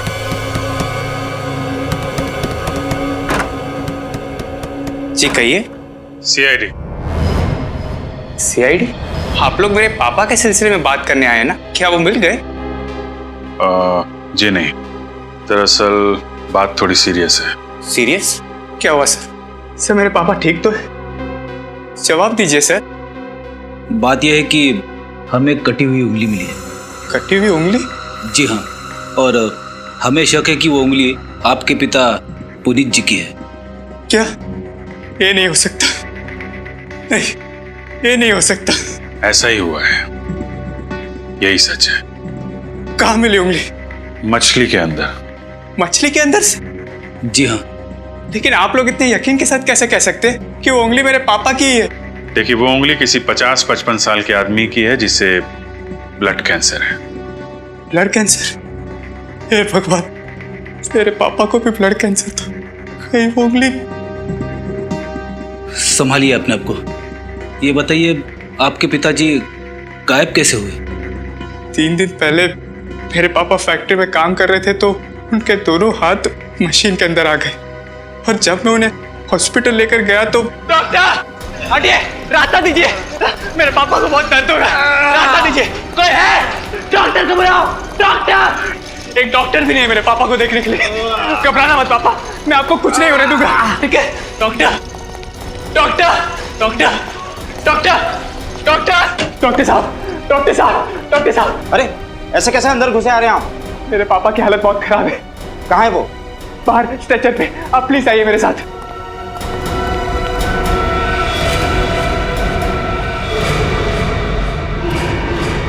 कहाँ है आपके पिताजी? यहीं पे तो थे, कहाँ चले गए?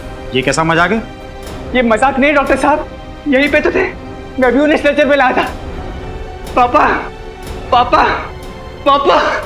नर्स, मेरे पापा कहाँ हैं? मैं अभी उन्हें स्ट्रेचर पे लेके आया। नहीं, मैंने नहीं देखा आपके पापा को। नहीं देखा, नहीं देखा। पापा, भाई साहब, मेरे पापा कहाँ हैं? हाँ, मेरे पापा कहाँ हैं? मुझे क्या पता? नहीं पता। कहाँ गए मेरे पापा? पापा, पापा, पापा। कौन से हॉस्पिटल में गए थे आप? RK hospital. RK hospital? Sir, ये तो वही हॉस्पिटल है ना जिसके मॉर्ग में किरण की लाश रखी गई थी? कहीं इन दोनों बातों का आपस में कोई संबंध तो नहीं? RK hospital. सालुंके, तरीका सालुंके कहाँ है? हाँ सर, सालुंके सर, वो एक्चुअली सर। एक्चुअली वो कहाँ है? सालुंके कहाँ है? सर दरअसल बात यह है कि मैं क्या कह रही थी। कहाँ है सालुंके? कुछ गड़बड़ की है क्या उसने? नहीं, ऐसा कुछ नहीं है। ऐसा कुछ नहीं है?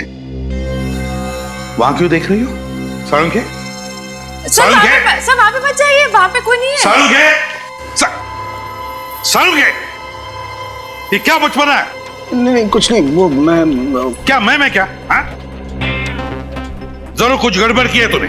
नहीं, गड़बड़ कुछ नहीं की बस। तो फिर ऐसे छुप के क्यों बैठा? मैं निकलता हूँ, बाहर निकलता हूँ, लेकिन एक शर्त है। अरे फिर बचपना? तुम मुझे कुछ कहोगे नहीं? तू पहले बाहर आ। हाँ, निकलता हूँ, निकलता हूँ। क्या हुआ बता? क्या गड़बड़ की है तूने? नहीं, गड़बड़ कुछ नहीं की है बॉस। मैं तुम्हें कुछ बताना चाहता हूँ। क्या बताना चाहता है? बॉस, वो जो उंगली है, वो उंगली एक लड़की की भी है और एक आदमी की भी है।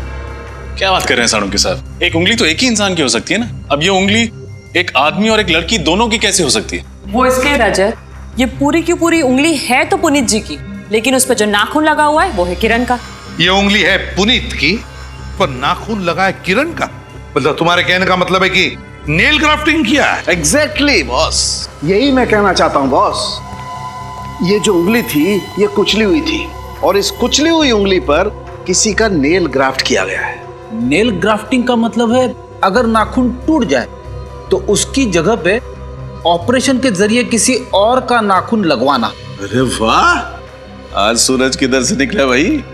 आप मेरी इंसल्ट कर रहे हैं? अरे नहीं, साळुंखे, किसी भी ग्राफ्टिंग में, मेरा मतलब है ऑर्गन ग्राफ्टिंग में, चलो हम नेल ग्राफ्टिंग समझते हैं। अगर उंगली आदमी की है तो उसके ऊपर नाखून लगेगा आदमी का ही, और अगर लड़की की उंगली है तो उस पर नाखून लगेगा लड़की का, है ना? नहीं तो ये रिजेक्ट हो सकता है। बिल्कुल। तो फिर ये क्या है? ये किस अनाड़ी डॉक्टर ने किया है?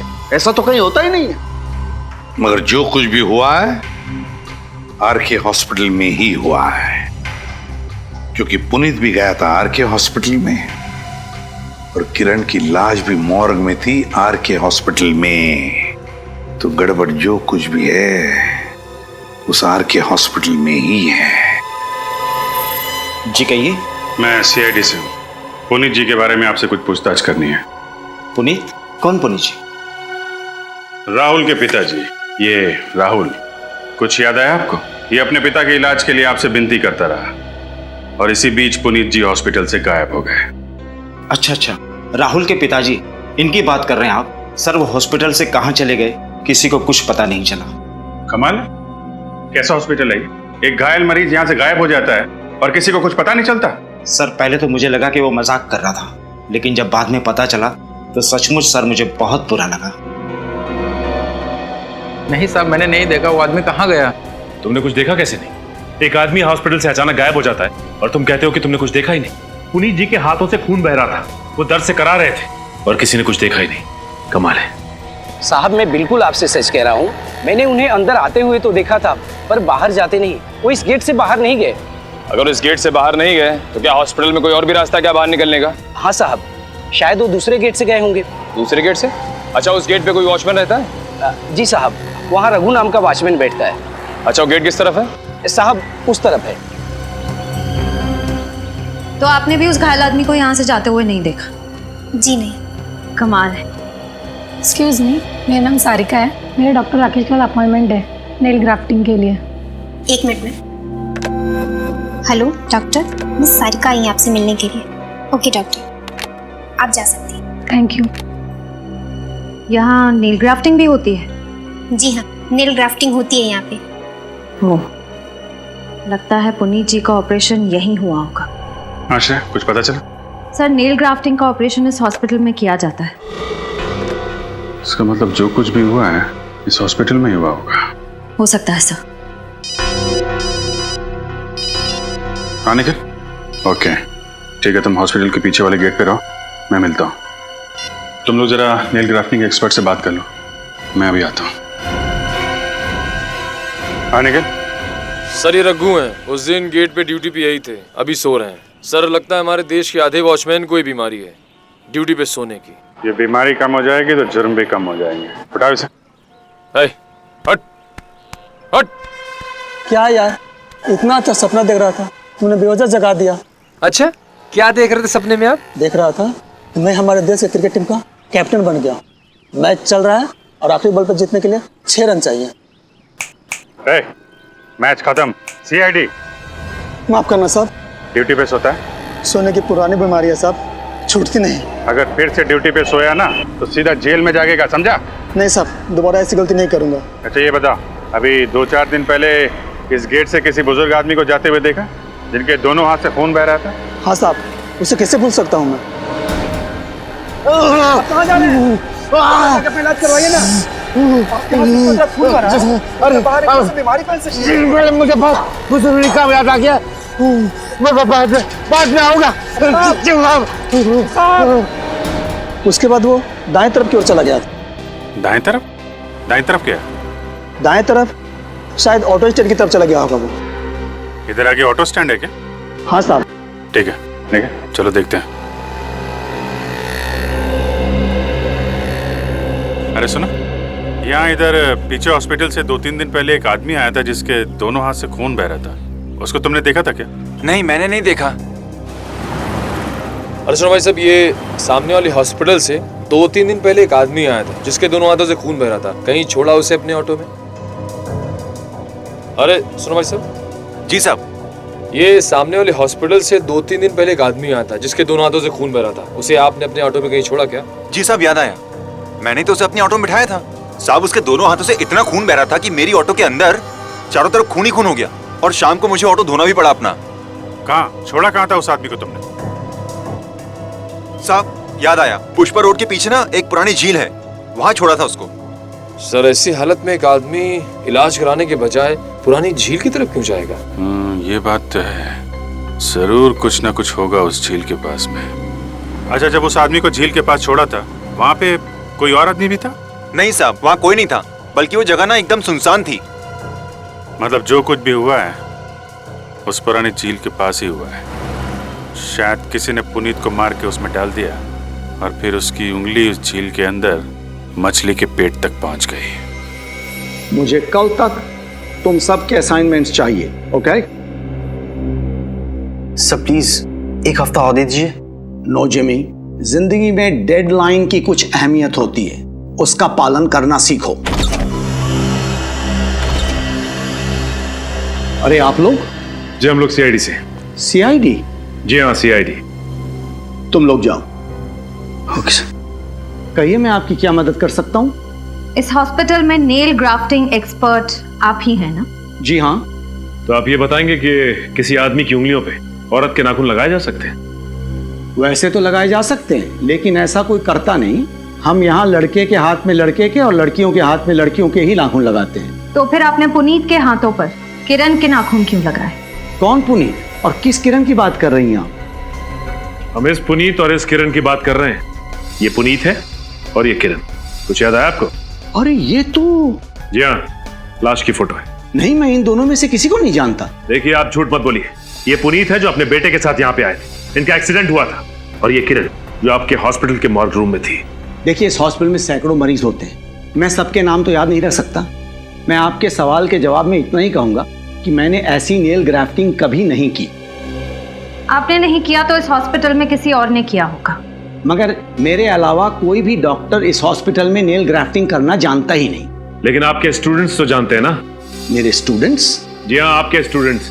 उनका नाम नंबर चाहिए हमें। नाम और नंबर? जी हाँ। क्यों? उनकी खातिरदारी जो करनी है, और उसके लिए उन्हें ब्यूरो ले जाना होगा। देखिए, हमें अच्छी तरह से पता चल चुका है कि मिस्टर पुनीत की नेल ग्राफ्टिंग तुम में से किसी ने की है। बताओ, किसने की है? सर, हम लोग तो स्टूडेंट है, पढ़ाई करते हैं, हम ऐसे क्यों करेंगे? जीके हॉस्पिटल के नेल ग्राफ्टिंग सर्जन का कहना है कि उन्होंने इस तरह की नेल ग्राफ्टिंग बिल्कुल नहीं की। तो बचते हैं सिर्फ आप लोग। बोलिए, आप में से कौन है जिसने ये नेल ग्राफ्टिंग की? कौन है जिसने किरण की उंगलियों के नाखून पुनीत जी को लगाए? सर, अगर हमें नेल ग्राफ्टिंग करनी होती तो हम लड़की के नाखून पुनीत जी को क्यों लगाते? ये तो हमारे उसूलों के खिलाफ है सर। वो इसलिए क्योंकि उस वक्त किरण की लाश भी तुम्हारी हॉस्पिटल के मॉर्ग रूम में पड़ी हुई थी। तुम लोगों ने सोचा कि क्यों ना किरण के ही नाखून लगा दिए जाए। अरे क्या हुआ, तुम्हें तो बड़े पसीने आ रहे हैं। लो, पहुंच लो। ऐसी तो कोई बात नहीं है। रेडी? इसे सिर्फ पसीना ही नहीं आ रहा है, इसके तो हाथ भी कांप रहे हैं। नाम क्या है तुम्हारा? जिमी।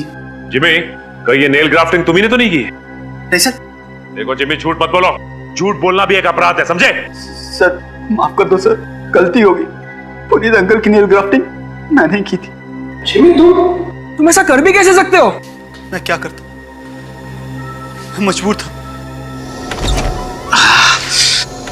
ओह नो, ये कैसे हुआ? आपका तो बहुत खून बह रहा है। काम करते वक्त बेचारे का हाथ मशीन में आके बेटा उंगलियों के नाखून खराब हो गए।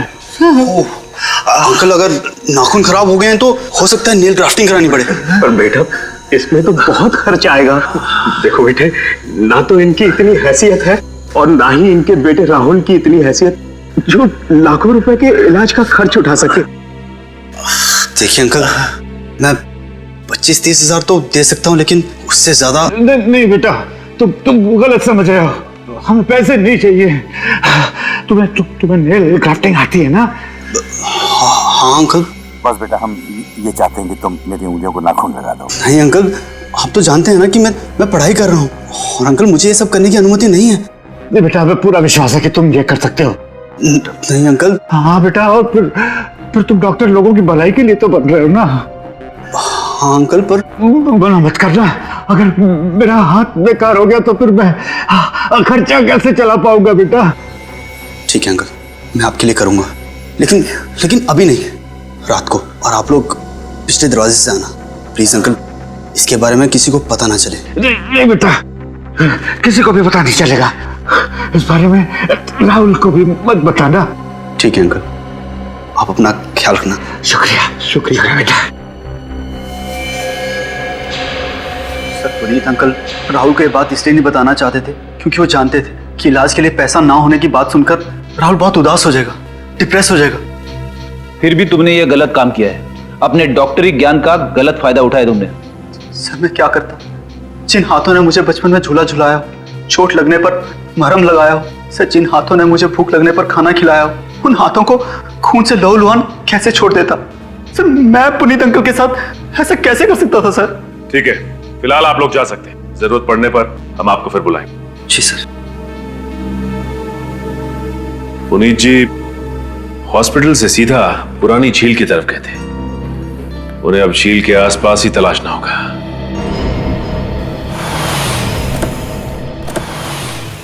कुछ तो बोलिए सर। सर आप कुछ बोलेंगे नहीं तो? मेरी कुछ समझ में नहीं आ रहा है सर। कहाँ आ गए सर? सर आप लोग ऐसे चुप रहेंगे तो प्लीज सर बताइए ना, हम लोग यहाँ पुरानी झील पे क्यों आए सर? क्योंकि पुनीत जी हॉस्पिटल से सीधे यहीं आए थे और हमें शक है कि नहीं सर, आप प्लीज ये मत कहिएगा कि आपको शक है कि मेरे पापा की लाश इस झील में है। मेरे पापा जिंदा है सर। मेरा दिल कह रहा है कि उन्हें कुछ नहीं हो सकता, उन्हें कुछ नहीं हो सकता है सर। मैं भी यही उम्मीद करता हूँ। आप लोग तलाशी शुरू कीजिए।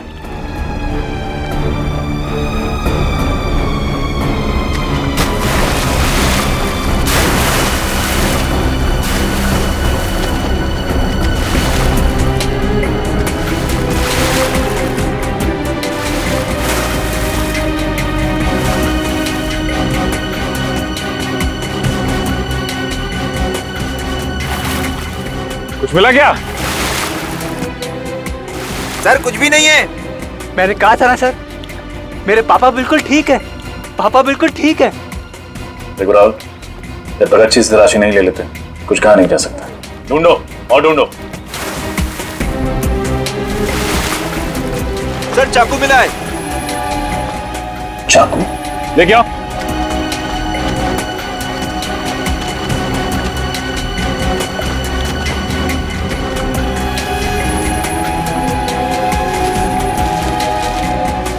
और अंदर जाके देखो।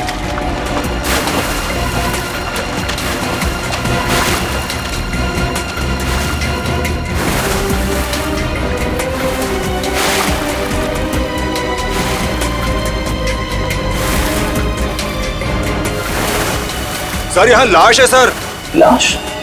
लाश? लाओ बाहर लेके आओ।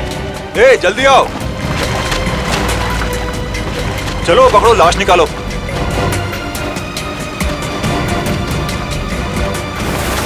संभाल के संभाल के।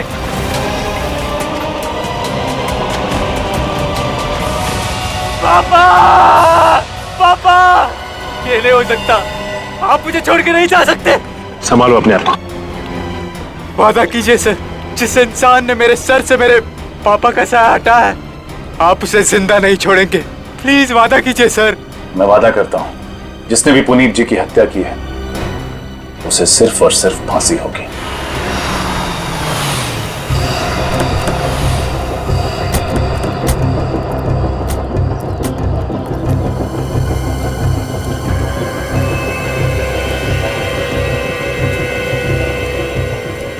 आप लोग साहब? हम लोग सीआईडी से हैं। यहाँ के मैनेजर या मालिक जो कोई भी है जल्दी बुलाओ उन्हें।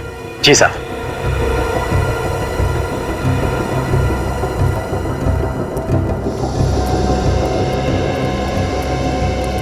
क्या हुआ साहब?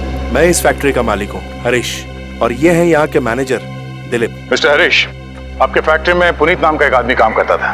हमें उसकी लाश पुरानी झील में से मिली है। लाश? जी हाँ, लाश। जिस दिन उसकी मौत हुई ठीक उसी दिन आपकी फैक्ट्री में काम करते हुए उसका हाथ किसी मशीन में आ गया था ना? हाँ साहब, आया था साहब। लेकिन साहब इसमें मशीन की कोई गलती नहीं है।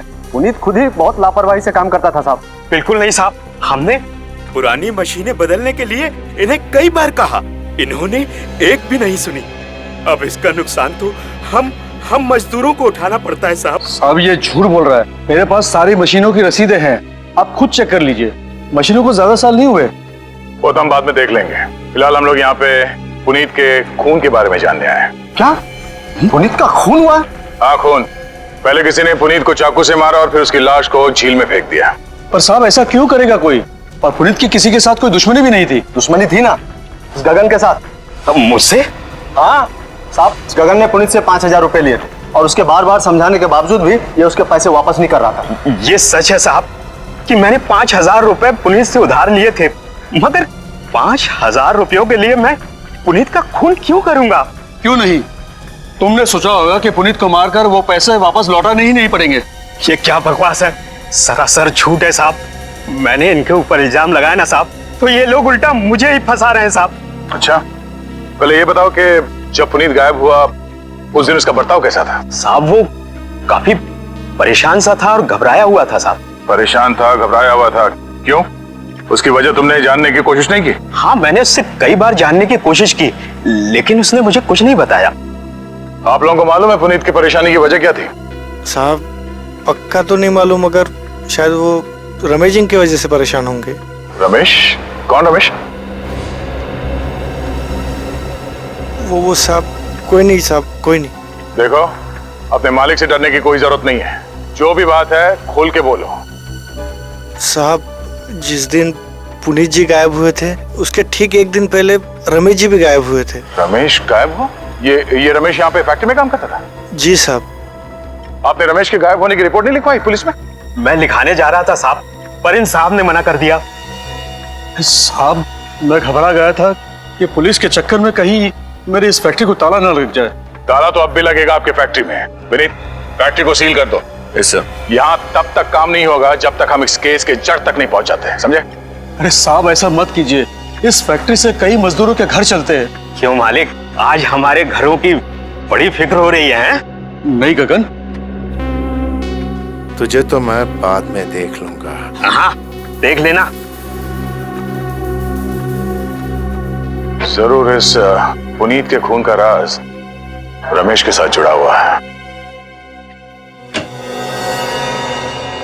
तो ये बात तो पक्की है कि ये उंगली पुनीत की है। हाँ बॉस, और ये बात भी पक्की है कि इसका खून इसी चाकू से हुआ है जो आपको झील में मिला था। कुछ नई बात बता सालूंगी। नई बात बताने के लिए बुलाया। आओ, ये देख रहे हो क्या है? पानी। फ्रेडी सर, पानी के ऊपर तैरता हुआ कुछ नजर आ रहा है? तेल? बिल्कुल, और ये तेल मिला है मुझे पुनीत जी के पेट में। मतलब समझते हो इसका फ्रेडी? समझ गए सालूंगे साहब, झील की पानी में तेल था जो पुनीत के पेट में चला गया। नहीं फ्रेडी, ये तेल पहले से इनके पेट में था। सर कहीं पुनीत ज्यादा तला हुआ खाना तो नहीं खाता था? नहीं फ्रेडी, तला हुआ खाना खाने से ये तेल पुनीत के पेट में नहीं आया है। ये तेल पुनीत को पिलाया गया है, जबरदस्ती पिलाया गया है। सर पुनीत जी तेल की फैक्ट्री में काम करते थे ना, तो फिर वहीं कहीं। बिल्कुल सही रजत, बिल्कुल सही। पुनीत की मौत का राज वहीं पर छुपा हुआ है जहां पर ये काम कर रहा था, उसी ऑयल फैक्ट्री में।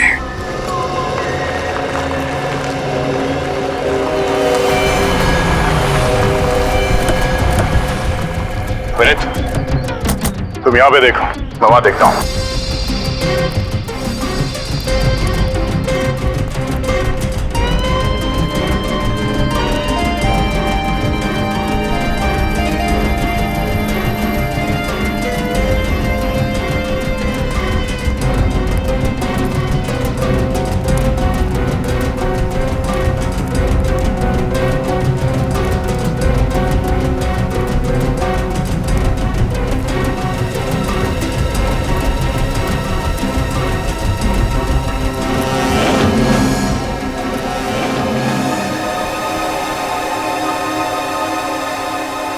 काफी ढीली है यहाँ पे।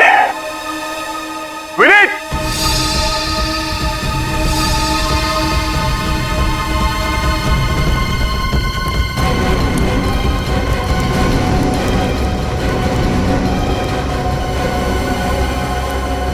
Yes sir. एक काम करो भाई, गाड़ी में से खोदने के लिए कोई सामान लेके आओ। Yes sir.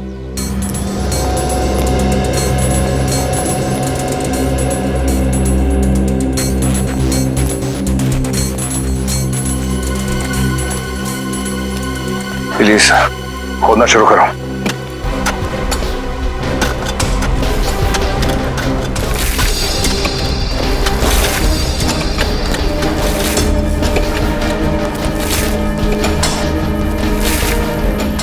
एक मिनट,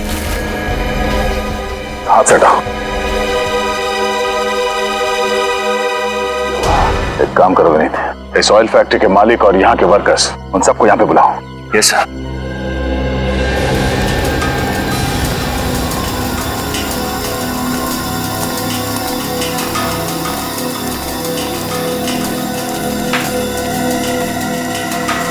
साहब ये तो रमेश है। रमेश की लाश को यहाँ गाड़ रखा है और हम में से किसी को कुछ खबर नहीं। तो मिस्टर हरीश, क्या कहना है आपका? मैं क्या कहूँ सर, मुझे नहीं मालूम कि ये लाश यहाँ कैसे आ गई। लाश? इस लाश का नाम रमेश है। इसका नाम जरा इज्जत से लीजिए। सर इस रमेश को भी उसी तरह चाकू घोंप कर मारा गया है जिस तरह पुनीत को मारा था। इसका मतलब है दोनों का खूनी कोई एक ही है, और वो खूनी इस फैक्ट्री में से कोई है। नहीं साहब, हम में से कोई रमेश जी को क्यों मारेगा? ये तो हमारे दोस्त थे। कौन किसका दोस्त था और किसका दुश्मन बहुत जल्द पता चल जाएगा। वो कैसे? आज शाम 7 बजे MI रोड पे एक गवाह खूनी का नाम बताने वाला है। उसने खुद पुनीत का खून होते हुए देखा है। क्या? जी हाँ। बस आज शाम तक का इंतजार है, फिर पता चल जाएगा खूनी कौन है और वो होगा सलाखों के पीछे।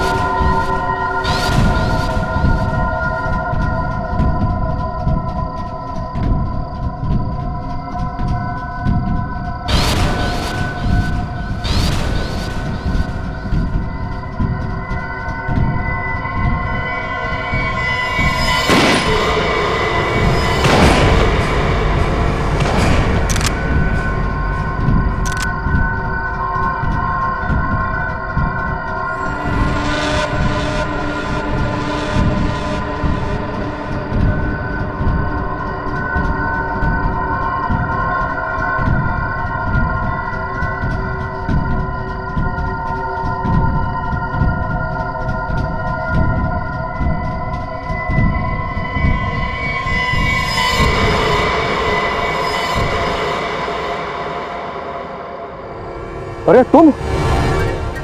हाँ मैं। तुम जिंदा हो? तुमको क्या लगा मैं मर गया? ये सब बुलेट प्रूफ जैकेट का कमाल है। ये देखो।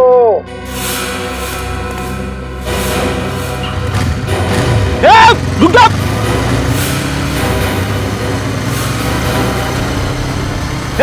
रुक जा! सर जल्दी जल्दी!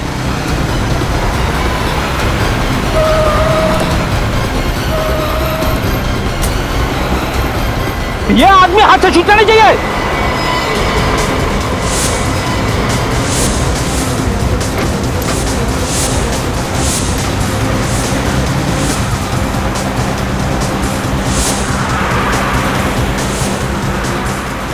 सर ये तो हाईवे की तरफ भाग रहा है। हाईवे तक पहुंचने से पहले ही पकड़ लेंगे फ्रेडी।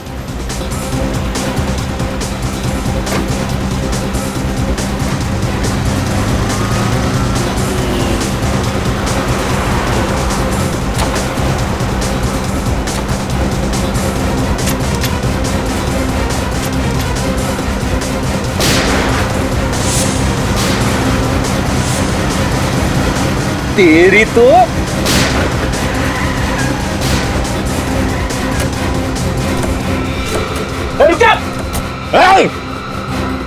अरे घूंघट तो उतार। ओ, तुम हो। क्या सोचा था सीआईडी से बच के भाग जाओगे? गलती हो गई साहब, माफ कर दीजिए मुझे साहब।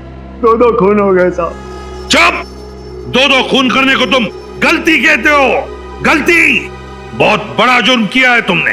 क्या करता साहब, और कोई रास्ता ही नहीं बचा था। अच्छा, और कोई रास्ता नहीं था? ऐसी भी क्या मजबूरी थी? क्या मजबूरी थी? सुनाओ मैं। साहब, रमेश के साथ मिलकर मैं फैक्ट्री से तेल चोरी करता था और फिर उसी तेल में मिलावट करके बाजार में ऊंचे दामों में बेचता था साहब। जिस थाली में खाते थे उसी थाली में छेद करते हुए शर्म नहीं आई तुम्हें? कभी कभी इंसान पैसे की लालच में अपने रास्ते से भटक जाता है साहब। मैं भी भटक गया था साहब, और शायद रमेश को अपनी गलती का एहसास हो गया था और वो मुझसे कहने लगा था कि बहुत जल्द ये सब बंद करना होगा। मेरी बात को समझ दिलीप, बेईमानी की घी की रोटियों में वो सुकून नहीं है जो ईमानदारी की रूखी सूखी रोटियों में सुकून है। हाँ। अच्छा बेटा, तेरा पेट भर गया तो अचानक से तेरे जमीर में ईमानदारी के दीपक जलने लगे। एक बात याद रख, ईमानदारी के दिए को गरीबी की हवा के झोंके पल भर में बुझा देते हैं। नहीं दिलीप, ऐसी कोई बात नहीं है। मैं अपने मालिक को और ज्यादा धोखा नहीं दे सकता, इसलिए आज से इस काले धंधे में तुम्हारा साथ नहीं दे सकता भाई। बस तू मत दे मेरा साथ, मैं ये काम अकेला भी कर सकता हूँ। नहीं, तुम ऐसा नहीं कर सकते हो। अगर तुम ऐसा करोगे तो मैं मालिक को सब कुछ बता दूंगा। तो ईमानदारी की चिंगारी इतनी भड़क चुकी है तो आज मैं तुझे दिखाता हूँ कि इस चिंगारी को मैं कैसे बुझाता हूँ।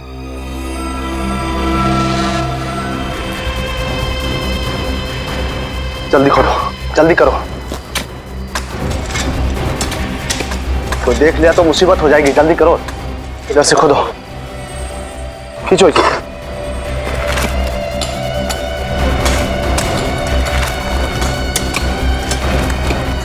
उठाओ।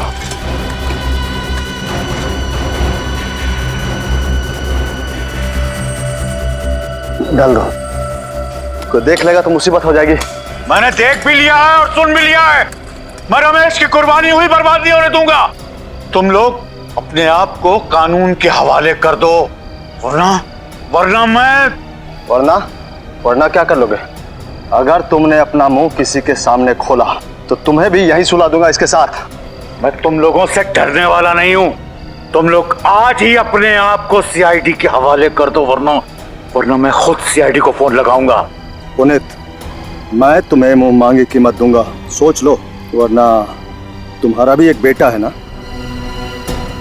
जाओ, सोच समझ लो अच्छी तरह। रमेश का खून करते हुए पुनीत ने तुम्हें देख लिया तो तुमने पुनीत को भी मार डाला। पुनीत को मैंने उसकी जिंदगी बचाने का मौका दिया था। नोटों से मैंने उसका मुंह बंद करना चाहा था, लेकिन वो अपनी गरीबी में ही खुश था। पैसों की चमक से भी उसकी ईमानदार आंखें चौंधिया नहीं पाई साहब। क्योंकि सच्चा इंसान था वो, एक सच्चा इंसान जिसकी ईमानदारी तुम खरीद नहीं सके, और फिर इसलिए तुमने उसका हाथ मशीन में डाल दिया। हाँ साहब, लेकिन वो खुश नसीब था कि उस समय बच गया।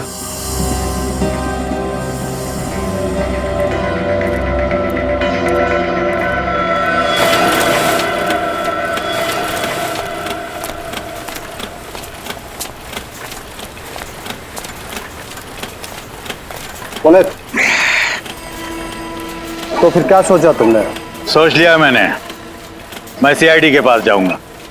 जब सोच लिया है तो फिर काम पे लग जाओ। क्या कर रहा है? क्या हो रहा है?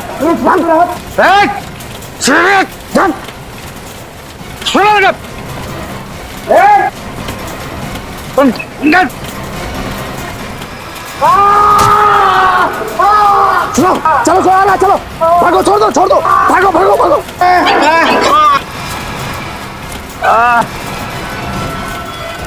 अरे पुनीत, पुलिस कैसे हो गया भाई? पुलिस पुलिस मैं राहुल को फोन लगाता हूँ। पुलिस जी, राहुल तुम्हारे पापा का हाथ मशीन में आ गया बेटा, हम सब संभाल रहे बेटा, तुम जल्दी आ जाओ बेटा। और तुम उसके पीछे पीछे हॉस्पिटल तक पहुंच गए इस मौके की तलाश में कि कब उसे मार सको। हाँ साहब, और वो मौका मुझे मिला पुरानी झील के पास, जहाँ पुनीत आया था वो चाकू लेने, जिस चाकू से मैंने रमेश का खून किया था, और वो चाकू लेकर आपके पास आने वाला था, इसीलिए मैंने उसी चाकू से उसका भी खून कर दिया, और फिर सबक सिखाने के लिए मैंने उसके मुंह में वही तेल डाल दिया। छोड़ दे। नीचे ले इसको, नीचे बिठा, मुंह खोल इसका।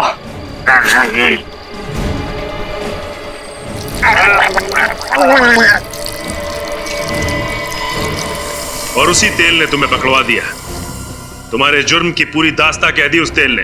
अब सरते बैठना जेल की सलाखों के पीछे, फांसी का ऑर्डर आने तक हिसाब लगाते बैठना कि कहीं ये बेईमानी का तेल तुम्हें महंगा तो नहीं पड़ा।